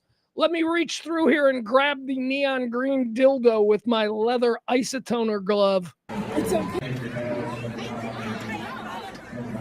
Sorry, guys. It's okay. Oh my gosh. Are you okay? Did it hit you? Are you okay? It's a rubber dildo. She's fine. Absolutely nothing to say. Oh my gosh. What's wrong with you? What did I say? All right. Well, that young lady, I say young lady because I imagine she's under 40. She seemed younger. She got hit with a dildo. The security came over. They took it. And again, this is a fun thing. I think this is a fun thing for the WNBA, and they ought to lean into it. Yeah, I mean, I don't know how they lean into it, but, I'd love to be in a brainstorming meeting with the WNBA right now, today, with like 30 people going, all right, nothing is a bad idea. What's the craziest? All right, so I guess we now watch for this every night the WNBA plays to see if there are more dildos flying around. Folks, let's talk about a list that I found today. This comes to us from, let me see, who is putting this together? It is a poll of everyday American Joes and Gillettes. Joes and Gillettes, that didn't make any sense. Here, let me read you just for context what this is. It's a list. It's a ranking of how the American people, it's a popularity poll of American people. Who is the most popular people? Public figures. These are all public figures, right? It's not like your cousin Johnny. My cousin Johnny, everybody loves Johnny. It's just like public figures, the most popular and the least popular public figures. Well, here, let me get into this. Gallup. All right, so it's a Gallup poll. It's a Gallup poll. This isn't like peoplefacts.com did an online poll. No, I mean, this is Gallup. This is like real. Gallup asked Americans between July 7th and July the 21st what they thought of well-known U.S. and global figures. I don't want to read the next sentence because it's going to give away the list. But here, I want to give you this list. Here you go. So this is a Gallup poll put out in the field last month. The question concerning popularity ratings and levels, percentages, and all of that. So I'm going to give you numbers, okay? First and foremost, let's start with the most popular public figure in America today. Wow. And dudes, it is a blowout. This person is easily 46% or 46 net favorable. I'll give you favorable number and unfavorable number. And the real important thing is, I guess we're looking for the net favorable. So in first place with a 46-point net favorable, I mean, second place, good luck. Second place is like nothing compared to this. The most popular public figure in America, according to Gallup, with a 46% net favorable, Pope Leo. Pope Leo. He's got a 57% favorable versus an 11% unfavorable, with 31% having no opinion. That makes a 46 net favorable. Number two most popular in America. Now, this person has an 18-point net favorable. This person has a 52% favorable rating versus a 34% unfavorable rating. 14% have no opinion. The second most popular by favorability rating public figure in America, Volodymyr Zelensky. Yeah, I love that dude. That dude's awesome. I can totally see how this is the case. You people who live in parts of the country that don't have dense Eastern European and Lithuanian and Ukrainian populations, Chicago's big Ukraine, huge Ukraine. It's like there were more people of Ukrainian descent living in Chicago in the 1980s than there were in Kiev. Yeah. I don't know how that works. We had the same thing in Chicago with Warsaw. There were more Polish people in the city of Chicago than in the city of Warsaw. Anyway, Zelensky is number 2 most popular public figure in America. Number 3, with a 49% favorable versus a 38% unfavorable for a net favorable. And it's important to remember net favorables because we're going to start to drop. We're going to have negative favorable, right? We're going to go net or net negatives here in a minute. I don't get this one. I don't understand how this dude is still hanging around. He seems incredibly polarizing, and yet he is the 3rd most popular public figure in America, Bernie Sanders. Bernie Sanders. Pope Leo is 1. Volodymyr Zelensky is 2. Bernie Sanders is 3. And Emmanuel Macron is 4. Totally get that one, too. I think Macron's a baller. I think that Europe would come apart at the seams at the past year if it wasn't for Macron flying around to every fucking place going, will you talk to this guy and will you talk to that guy? Macron is a baller. His wife might be a dude, but that doesn't negate what he's been able to do over this past year as far as keeping Europe together. Macron comes in at number 1, 2, 3, number 4, 30% favorable, 31% unfavorable. He brings us now to a -1 net favorable. So the only people with positive net favorables are Pope Leo, Volodymyr Zelensky, and Bernie Sanders. The 4th popular person on the list has a negative net favorable. That's Emmanuel Macron. All right, where's Barney and where's Byron? Because you're about to have your fucking heads explode when I tell you that number 5 on the list of the most popular public figures in America is Alexandria Ocasio-Cortez. 34% favorable, according to this Gallup poll, 38% unfavorable. She has a negative net favorable of -4, but that is still good enough to be the number 5 most popular person in the United States. Number 6, right after her, and I'm just going to start running down some names. After Ocasio-Cortez, we've got Robert F. Kennedy Jr. His net favorable is -5. He's followed by Joe Biden, whose negative net favorable is -11. He's followed by J.D. Vance, also at -11. Gavin Newsom, also at -11. Pete Hegseth at -12.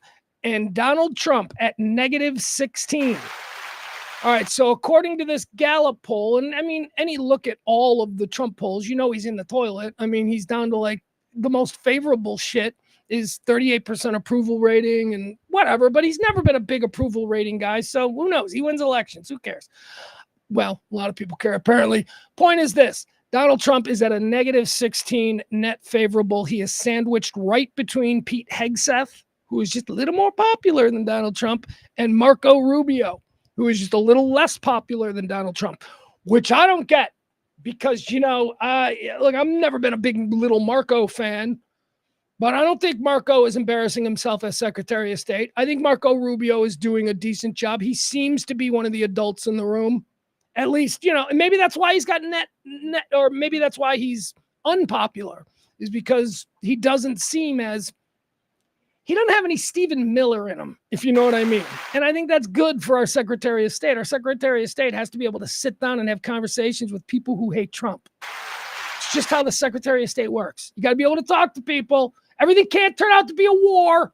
We got to be able to have conversations, and Rubio seems to be doing a pretty decent job of that. All right, now we get into the bottom two. Let's just jump down to the bottom two least popular public figures in America, according to this Gallup poll. I'll give you the bottom two. Benjamin Netanyahu with a 52% unfavorable versus a 29% favorable. He is a negative 23 favorable. Negative 23. Remember, Pope Leo, he's number one. He's a positive 48. So, all right, the Israeli Prime Minister Benjamin Netanyahu. So that you might be asking, Pugs, if he's second to the bottom, who? We've already heard Trump. We've already heard Biden. We haven't heard Kamala. Is Kamala on this list? No, she isn't. She's even worse. She is not even being considered. You almost want to make this list in like the bad area because at least people are thinking about you and at least your brand is known. Kamala Harris, nowhere on this list. The least popular public figure in America right now with a net negative of minus 28. 33% say he's good. 61% say he's an asshole. Elon Musk. Elon Musk. According to this Gallup poll run July 7th through the 21st, Elon Musk is the least popular public figure in America. Pope Leo is the most popular. Wasn't that fun? That was fun. That was good stuff. All right, let's see. What else do we have here? ESPN bought the streaming rights to WWE. ESPN bought Red Zone last week. ESPN's doing all kinds of things. They're making some moves. The sports leader is... It's going to be so weird when I'm trying to think of how I watch ESPN now. You know how I watch ESPN now? Clips. YouTube. What happened today in sports? Boom. Got a bunch of clips from different ESPN shows, and they're timely because they're just from a couple hours ago, and I watch them. It's been 20 years since I sat down with a remote control in a cable box and went, click, click. What channel is ESPN? I'm going to sit and watch them, and I don't do that anymore. So ESPN understands that most people don't watch it in the traditional way we used to consume their product. So they have, in the last couple of years, started to make serious efforts to completely abandon their old school, traditional cable type format of distribution and embrace the digital world. You know, they sat there, all these, rich white guys in boardrooms wearing suits for the past 20 years have been sitting on their hands, laughing at people like Barstool, laughing at people like All City, laughing at people like Bleacher Report. Ha ha, we're ESPN. Ha ha. In the same way that Sports Illustrated, the weekly sports magazine, laughed at ESPN in the late 80s when, oh, what? Well, we're Sports Illustrated, okay? You're cute, ESPN, but we're Sports Illustrated doesn't even exist anymore. So these things are cyclical. And ESPN has been hearing the footsteps of the Portnoys and, all these other sports independently created content, and they've made a real effort. The first came with the wiping out of their entire slate and giving Pat McAfee everything. Why? Because they needed talent who understand the new medium. And Pat McAfee does. And Pat McAfee has a credibility now with a desirable audience. What do you mean he's got credibility? I don't know anybody that likes him. Do you know any 17-year-old boys? I don't think you do, because they all like him. 50-year-old men are like, I don't get this, Pat McAfee. And I'm like, yeah, well, it's because you're 50. And that's why they don't give a fuck what you think about the talent ESPN hires. ESPN makes their money selling shit to 25-year-old drunk kids, drunk dudes in backward baseball caps. That's their core. It always has been. Those are the people who are most passionate. Those are about sports. Those are the people who go out. Those are the people who are active. When I was 25 years old, I was probably going to 20 baseball games a year. Don't even get me started on Bulls games. I mean, I can't tell you the last time I've been to a game. I'd rather watch them on TV now because I'm old. So ESPN is making an effort to keep their brand alive for new generations. And they've been doing all kinds of things. The Red Zone is now switching from NFL.com over to ESPN. That's all a part of the new ESPN digital streaming platform. And now they got WWE. And I don't know how WWE fans feel about this. It's trending and people seem to have opinions. I'm just not reading any of them. It doesn't matter to me because on demand, everything is. This isn't like what happens to that show at 8:00 on Tuesdays on ESPN that I like. It doesn't affect that at all, dude. This is all just streaming. Oh, am I going to have to watch nothing but wrestling on ESPN? No, but if you go to the ESPN platform and you want wrestling, guess what? It's all going to be there for you. It's just the new way of doing things. ESPN nabs the streaming rights for WWE events in $1.6 billion deal. ESPN's new direct-to-consumer streaming service will be the new home for WWE's biggest live events, including WrestleMania, the company announced on Wednesday. The Walt Disney Company's, oh man, I forget about that. It ain't just ESPN, which is a badass brand in and of itself. I don't want to get in a lawsuit with ESPN. ESPN, they got lawyers. They're important. I forget that ESPN is under Disney, that there's an even bigger beast behind ESPN going, what's that? Yeah. Disney's got ESPN's back. That's how they're getting all this money. $1.6 billion in a 5-year deal with the WWE. $1.6 billion for 5 years of streaming rights. Wow, that's incredible. Good for ESPN. I don't know. I don't even know what that means. I'm just afraid of silence. So sometimes I say things and let's talk about Francis Ford Coppola. Francis Ford Coppola is in Rome because why not? He's Francis Ford Coppola. He probably lives in Rome half the time. Francis Ford Coppola yesterday was rushed to a Rome hospital. Now, he was there in Rome specifically to have a surgery later this week performed by a specific surgeon. So, it's like, well, he was having surgery anyway. Yeah, no, but he landed and they were like, no, we got to get him into surgery. Something went wrong. There's something going on with the great Francis Ford Coppola. Let's see if we can figure it out. A Legends Battle is the headline. Legendary director of The Godfather and Apocalypse Now, Francis Ford Coppola. Wow. I mean, it's like I could name like 10 other bangers from Francis Ford Coppola, but think about that, leading with those two. Oh, have you ever done anything I've heard of? Well, yeah, I was the director behind Godfather and Apocalypse Now. Those are two good ones. That's all I'm saying. It's like James Cameron being able to go, yeah, I've made a couple of things. Avatar, Titanic. Have you ever heard? Two of the largest or two of the best-selling films of all time. Two of the three biggest selling. Let's see here. The American filmmaker Coppola was in Italy scouting locations for a new movie, which he plans to shoot in the autumn. Now, that's different than the information I just gave you. The information was that he was in Italy for a pre-scheduled surgery. I don't know. We'll see if they explain that here in the story. Legendary American film director Francis Ford Coppola has been rushed to a hospital in Italy. The 86-year-old. That's why it's important, because he's 86. And this is another big one. We've had big ones. We had Malcolm Jamal Warner, who wasn't necessarily, A-list, but he made his impression on a huge swath of people for a long period of time. So in a lot of people's hearts, Malcolm Jamal Warner is a big one. Ozzy Osbourne is a big one. Hulk Hogan is a big one. Ryan Sandberg is a big one. And of course, because we're talking about all of these people and the place they hold in American popular culture, which is, a direct line to our hearts, Lonnie Anderson was another big one. That being said, Francis Ford Coppola dies. He's the biggest of them all. He's the most accomplished. He's the most revered. He's got the most money, I'm sure. The 86-year-old was reportedly there. Wait, the 86-year-old was reportedly taken.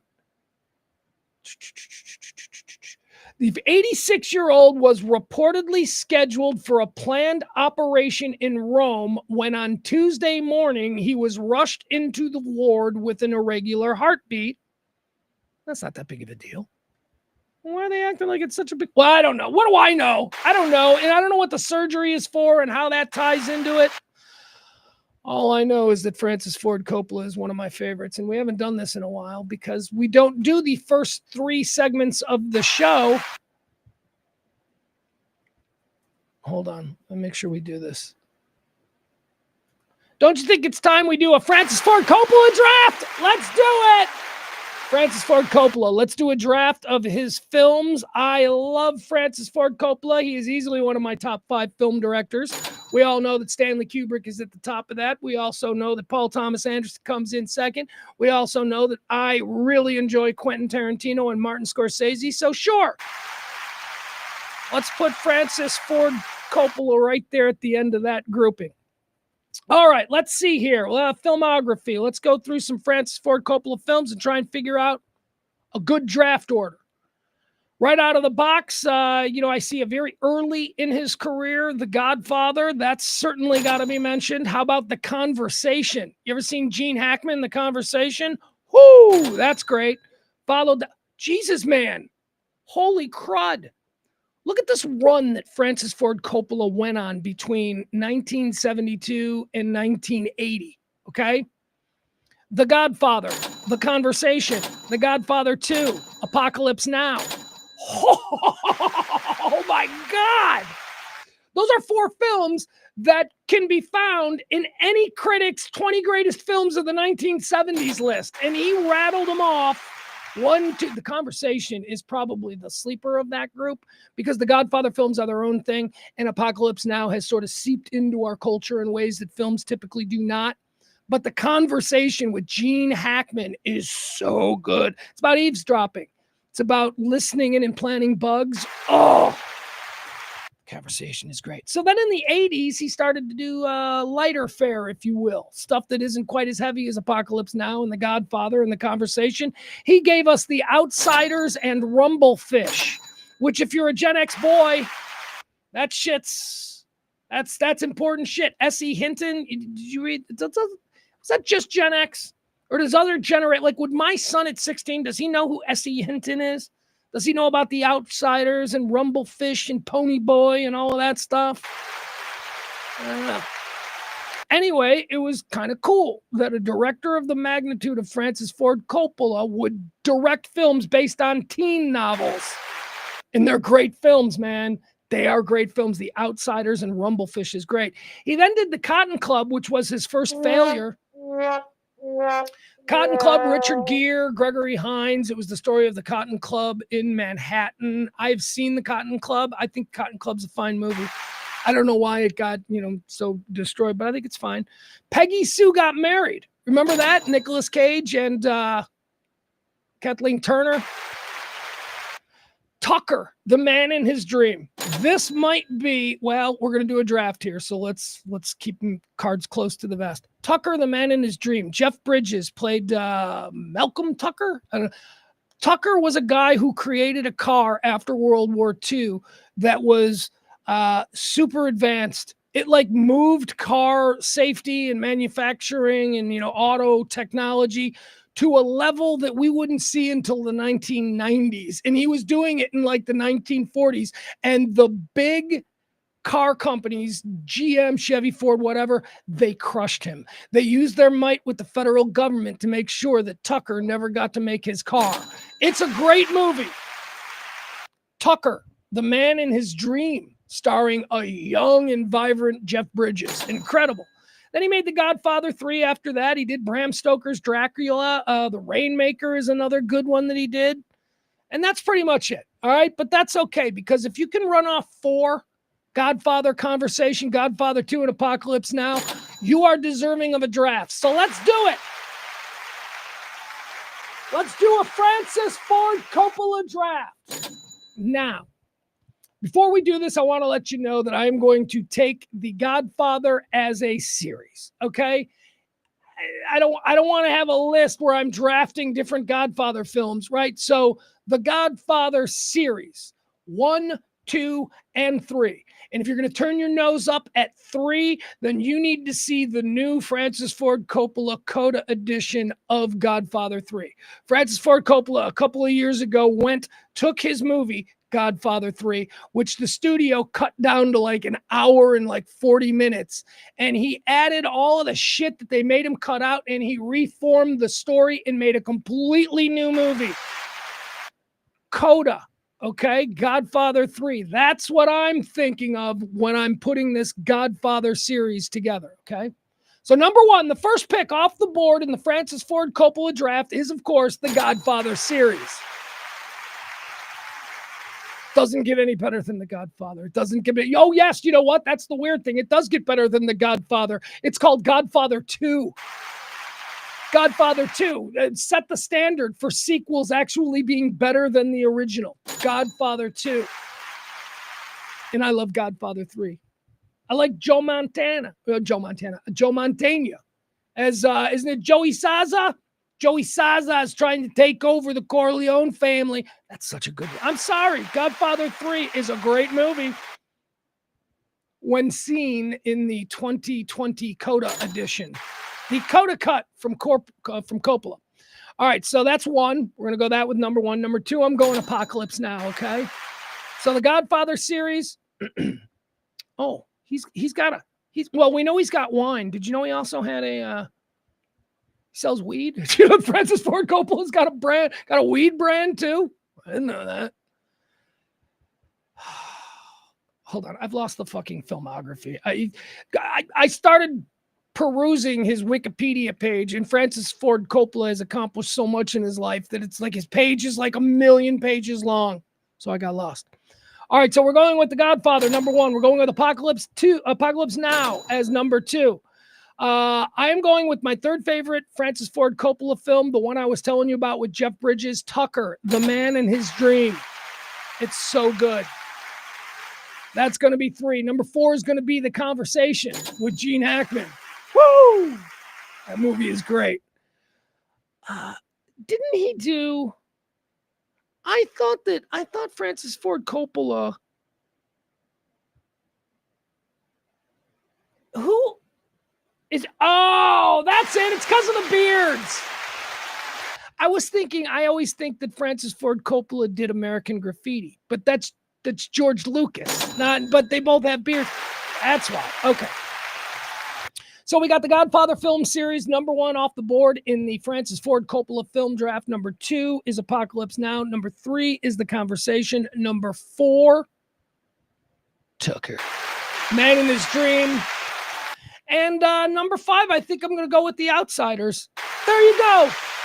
That's my Francis Ford Coppola draft here on what might be the eve of his passing. No, I'm not calling that out. I'm not saying that. I'm sure he's going to be fine.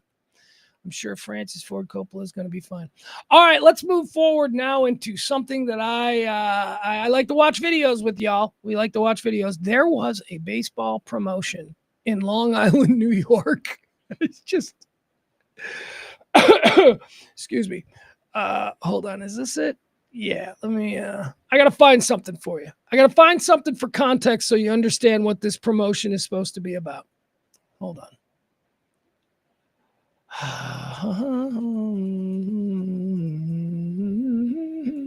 Boom.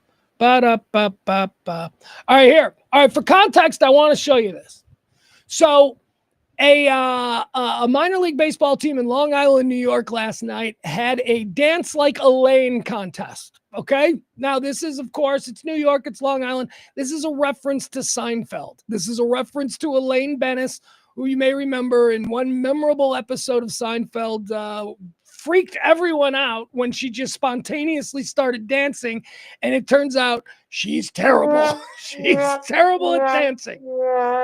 So this minor league baseball team, they have this Dance Like Elaine contest. It's really funny. I'm going to show you the video. But before I do that, let me show you from Seinfeld that these girls, because I think it's important. You have to see how Julia Louis-Dreyfus did the dance and then see how these girls in the Seinfeld dance contest at the minor league baseball game sort of imitate that. So here we go. This is from Elaine. This is Elaine's dancing from Seinfeld. This is one of the funniest things that Seinfeld ever did, and they did a whole bunch of funny stuff.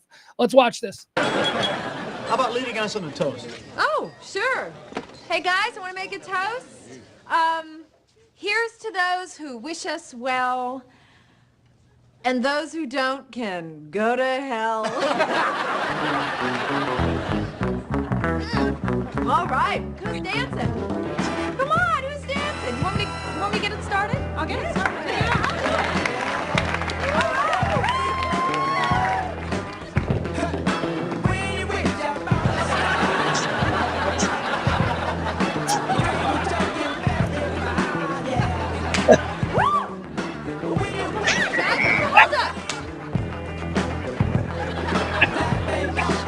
Fancy Moses. Hey, that was a party. Food was good. Yeah, so I didn't miss anything? Well, actually, you did miss one little nugget of entertainment. Have you ever seen Elaine dance? Elaine dance?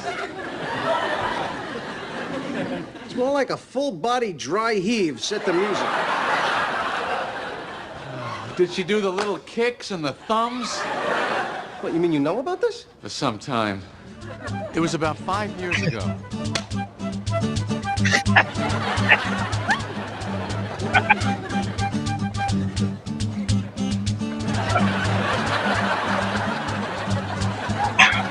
I never knew what to say to her about it. It was one of those problems I hope would just go away. Well, sometimes you can't help these people till they hit rock bottom. And by then you've lost interest. Well, I have lost complete control of my staff. Why did I let George go to that party? I mean, we were having so much fun. I mean, we were whining, we were dining, we were dancing.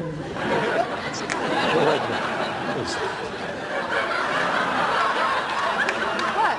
This mini thing. It's dancing. No, that ain't dancing, Sally. I dance fine.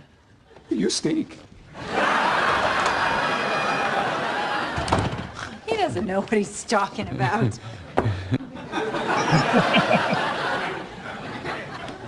Jerry? Jerry? I'm a good dancer, right? I forgot to make my bed. Jerry, do I stink? All right, you're beyond stink. But I really enjoy dancing. And that's not helping either. That's why you're having trouble with your staff, not because of George. It's that bad? Have you ever seen yourself? Please, not in my home. I got other stuff in the laundry. I'll be right back.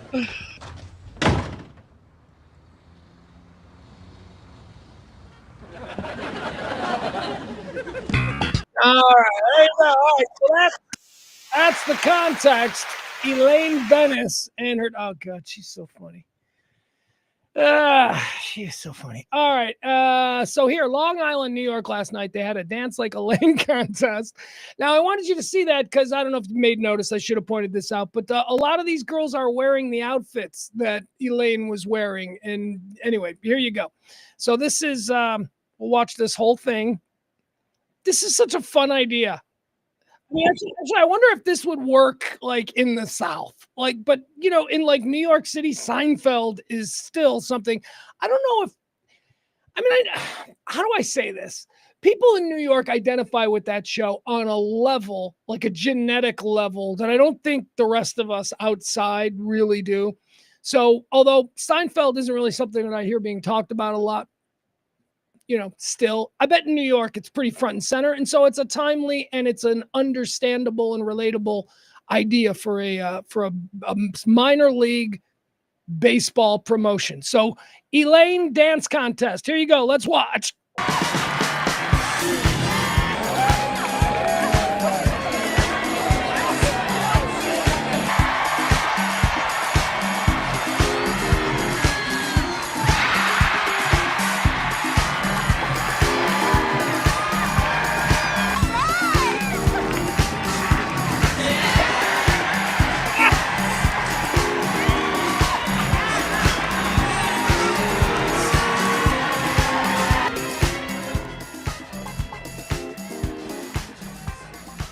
know if I love this one. I like a gymnast for her routine.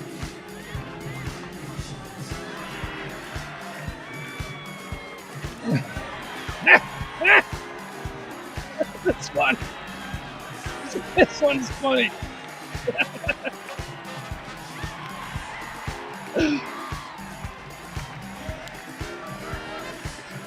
All right. Now they have the outfits down pretty good. I like this one.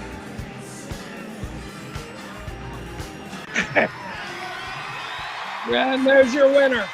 All right. Hi, I'm Olivia, and I just won the Elaine Dance Contest.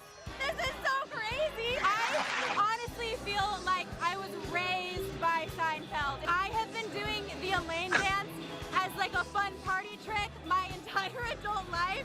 So I feel like in many ways, my whole life led me to this moment. All right. Isn't that fun? That's fun.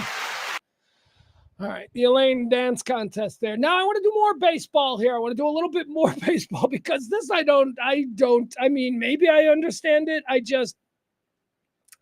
I have maybe a story that I think kind of relates to this. So Joe Burrow, who I love Joe Shiesty, quarterback of the Cincinnati Bengals. He seems like such a fun guy. He just seems like he just don't bother me with nonsense. He went to a baseball game, and I'm guessing it's a Cincinnati Reds game, although I don't know. But, they have those things in the concourses where you can throw a baseball, and, it's how fast can you throw kid zones or whatever. I think, the White Sox games, it's called the kid zone. But Joe Burrow found himself in one of these pitching things. And, of course, because he's Joe Burrow, he was completely surrounded by photographers and camera people. So Joe Burrow is going to try and pitch a baseball at a target. Now, Joe Burrow, before we watch this, Joe Burrow is a world-class athlete. He's a better athlete than you. I don't care who's watching this. I mean, unless and I'm trying to think unless Bo Jackson is watching. Joe Burrow is an elite athlete, okay? A lot of times athletic skills, I guess they don't translate to other sports, but I thought that Joe Burrow played baseball. Like I seem to remember that quarterback show on Netflix talking about Joe Burrow as a little kid. And I'm sure he played baseball. So let's take a look at Joe Burrow. Incredible quarterback. My favorite quarterback. I would take Joe Burrow number one over anybody else. That's right. I said it. Sorry, Josh. Sorry, Patrick. I am a bought and paid for Joe Burrow guy. Here's Joe Burrow trying to throw a baseball. Let's watch.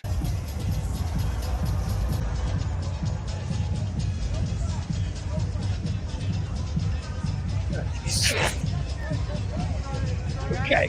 No one got away. Ah, jeez. That's big. Try it again.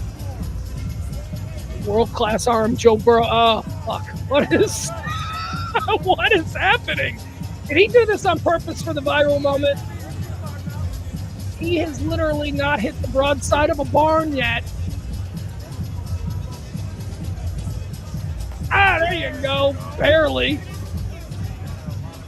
That's a big strike zone too, man. That is a massive strike zone. One more time. No.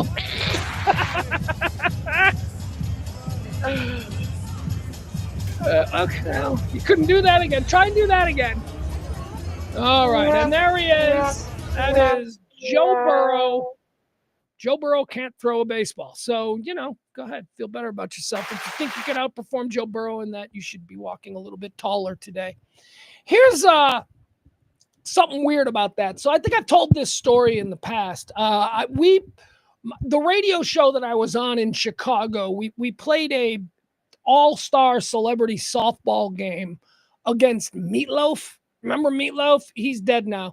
But this was when Meatloaf was like at the height of his superstardom in like the mid-90s. Remember when he had that? He hadn't done anything for like 15 years. He was just the guy who did 2 out of 3 ain't bad, like in the late 70s. And he did nothing for like 15 years. And then all of a sudden in like the mid 90s, Meatloaf is back with this massive love ballad song. Anyway, he was back and he was big. And one of the things about Meatloaf is that he loved baseball, and he had a traveling softball team. His tour, all of his roadies and all of those, they all played softball, and they would have these softball games. They'd come into your town and they would challenge so-and-so to a softball game. So Meatloaf comes to town and he challenges our morning show. So I'm tasked with having to put together a team because my host ain't going to do that. So I'm like, okay, all right. So I got to make these calls and see who we can get to play for the Kevin Matthews morning show team. Okay, fine. So I'm working it out and making all these calls, and I decide that I am going to stack our roster with people who are regulars on our show who are also professional athletes. Because quite frankly, I'm looking at me, Kevin Matthews, and this other guy, Doc, and I'm going, we aren't good. We have to play, but we are not going to muscle this team to a victory over Meatloaf's team of all-star roadies. And it needs to be mentioned, Meatloaf's roadies who played softball with him, Meatloaf hired roadies based on minor league baseball experience. Yeah, all of his roadies were like minor league baseball players. They were all apex at softball. So I'm like, oh, Jesus. It's me, Doc, and Kev, the host. We're spazzes. This is going to be awful. So my idea, in this getting back to the Joe Burrow can't throw a baseball, my idea was to just stock our team with professional athletes who were regulars on our show. We could make the argument that, Mike Tomczak does our show every quarterback, right? He was one of them that we brought out. So let me give you the list of people that I put together, okay? We had the aforementioned Mike Tomczak. We had Kevin Butler of the Chicago Bears. We had Steve McMichael of the Chicago Bears. We had Chris Chelios of the Chicago Blackhawks, and we had Probert, but Probert wasn't playing. He was there. I think that was the summer that he became a Blackhawk. He was there with Chelios because I guess they both played together in Detroit. Anyway, I put together a team of athletes, and I walked into this softball game against Meatloaf thinking, all right, so worst case scenario, none of my team is going to embarrass themselves. I didn't have any baseball players. All right, I had no baseball players. I had football players. I had hockey players. Long story short, we got slaughtered. By the time the fourth inning rolled around, they had already cut. The umpires had called slaughter rule. Meatloaf's team was like 25. We were like 0. We scored no runs. I was out in right field. I put myself out in right field, and I made Chris Chelios, one of the great hockey defenders of all time. I'm like, Chris, you're going to be our third baseman. Can you play third base? He's like, yeah, I can play third base. He's out there. He's all rocked up. He looks amazing. He fucking sucked. He sucked. Everything that was hit to third base bounced over his head. It went in and out of his glove. So my point is this. When we see Joe Burrow, an apex athlete in football, not be able to throw a baseball, I ain't surprised. I learned that lesson back in 1995. Steve McMichael, are you even playing? Put the beer down, Mongo. I mean, it was like that. Meanwhile, Meatloaf and his people, they're out there. They're stretching. They're doing all this shit. And we're like an Animal House team that got put together. It was embarrassing. All right, so there you go. That's my story about Joe Burrow and why it's okay that he can't throw a baseball, because I'll tell you, the man can throw a football. I think that's been documented. Frankie, going back to our... Well, I was talking about Francis Ford Coppola and George Lucas looking similar. Frank says, I always thought Steven Spielberg and George Lucas were the same person because of Star Wars till I was in college. I bet you really got confused with Raiders of the Lost Ark, huh, Frank? Because, of course, Raiders of the Lost Ark is a film directed by Steven Spielberg and George Lucas. They came together. Star Wars and Jaws came together to make Raiders of the Lost Ark. Although I think after like the first one, I think that pretty much became a Lucas thing. Like I think Lucas kind of took over everything. But Guys, that's it. We're done. We're done with today's show. Did you have a fun one? I had a fun one. I thought this was good. I appreciate y'all hanging out with me. We'll be back here again tomorrow. We might be doing an earlier show tomorrow. I got something I got to do tomorrow afternoon, so we might be doing a noon show. We might do a 1 show. I'm not sure. We'll figure it out. But folks, if you can, please help get this show through this month. We are desperately needing your tips and your support. We do this every single day. We try to bring you a different kind of talk radio. Maybe you enjoy it, maybe you don't. But at the end of the day, we need to pay our bills. It is already the 6th day of the month, so if you can help with anything this month, that would be great. You can tip the Venmo. You can tip the Cash App. Thank you so much to the people who made this show possible. This show was made possible by tips from Tracy D and Peter. And again, thank you to the 3 people who have tipped this pledge week. Thank you to Barney. Thank you to Tracy. Thank you to Peter. Thank you to Peter twice. Anybody else want to join them? Come on, help the show out. We have fun here. Trade war. Some breaking news on the trade war. I can't think of anything that I would like to talk about less. So I'm out. By the way, no Shock House tonight. Sorry. Somebody's got one of the Shock House boys has something going on. We're going to maybe record tomorrow. We'll see. I have tentatively something maybe going on tomorrow, but I'm going to try and do Shock House tomorrow. Shock House, myself, Cece, and Keith from the Sports Bras. Check them out, the Sports Bras podcast. So no Shock House tonight, maybe Shock House tomorrow. All right, guys, I love you. You're the best. You know that about yourselves. Tip the show. We'll be back tomorrow.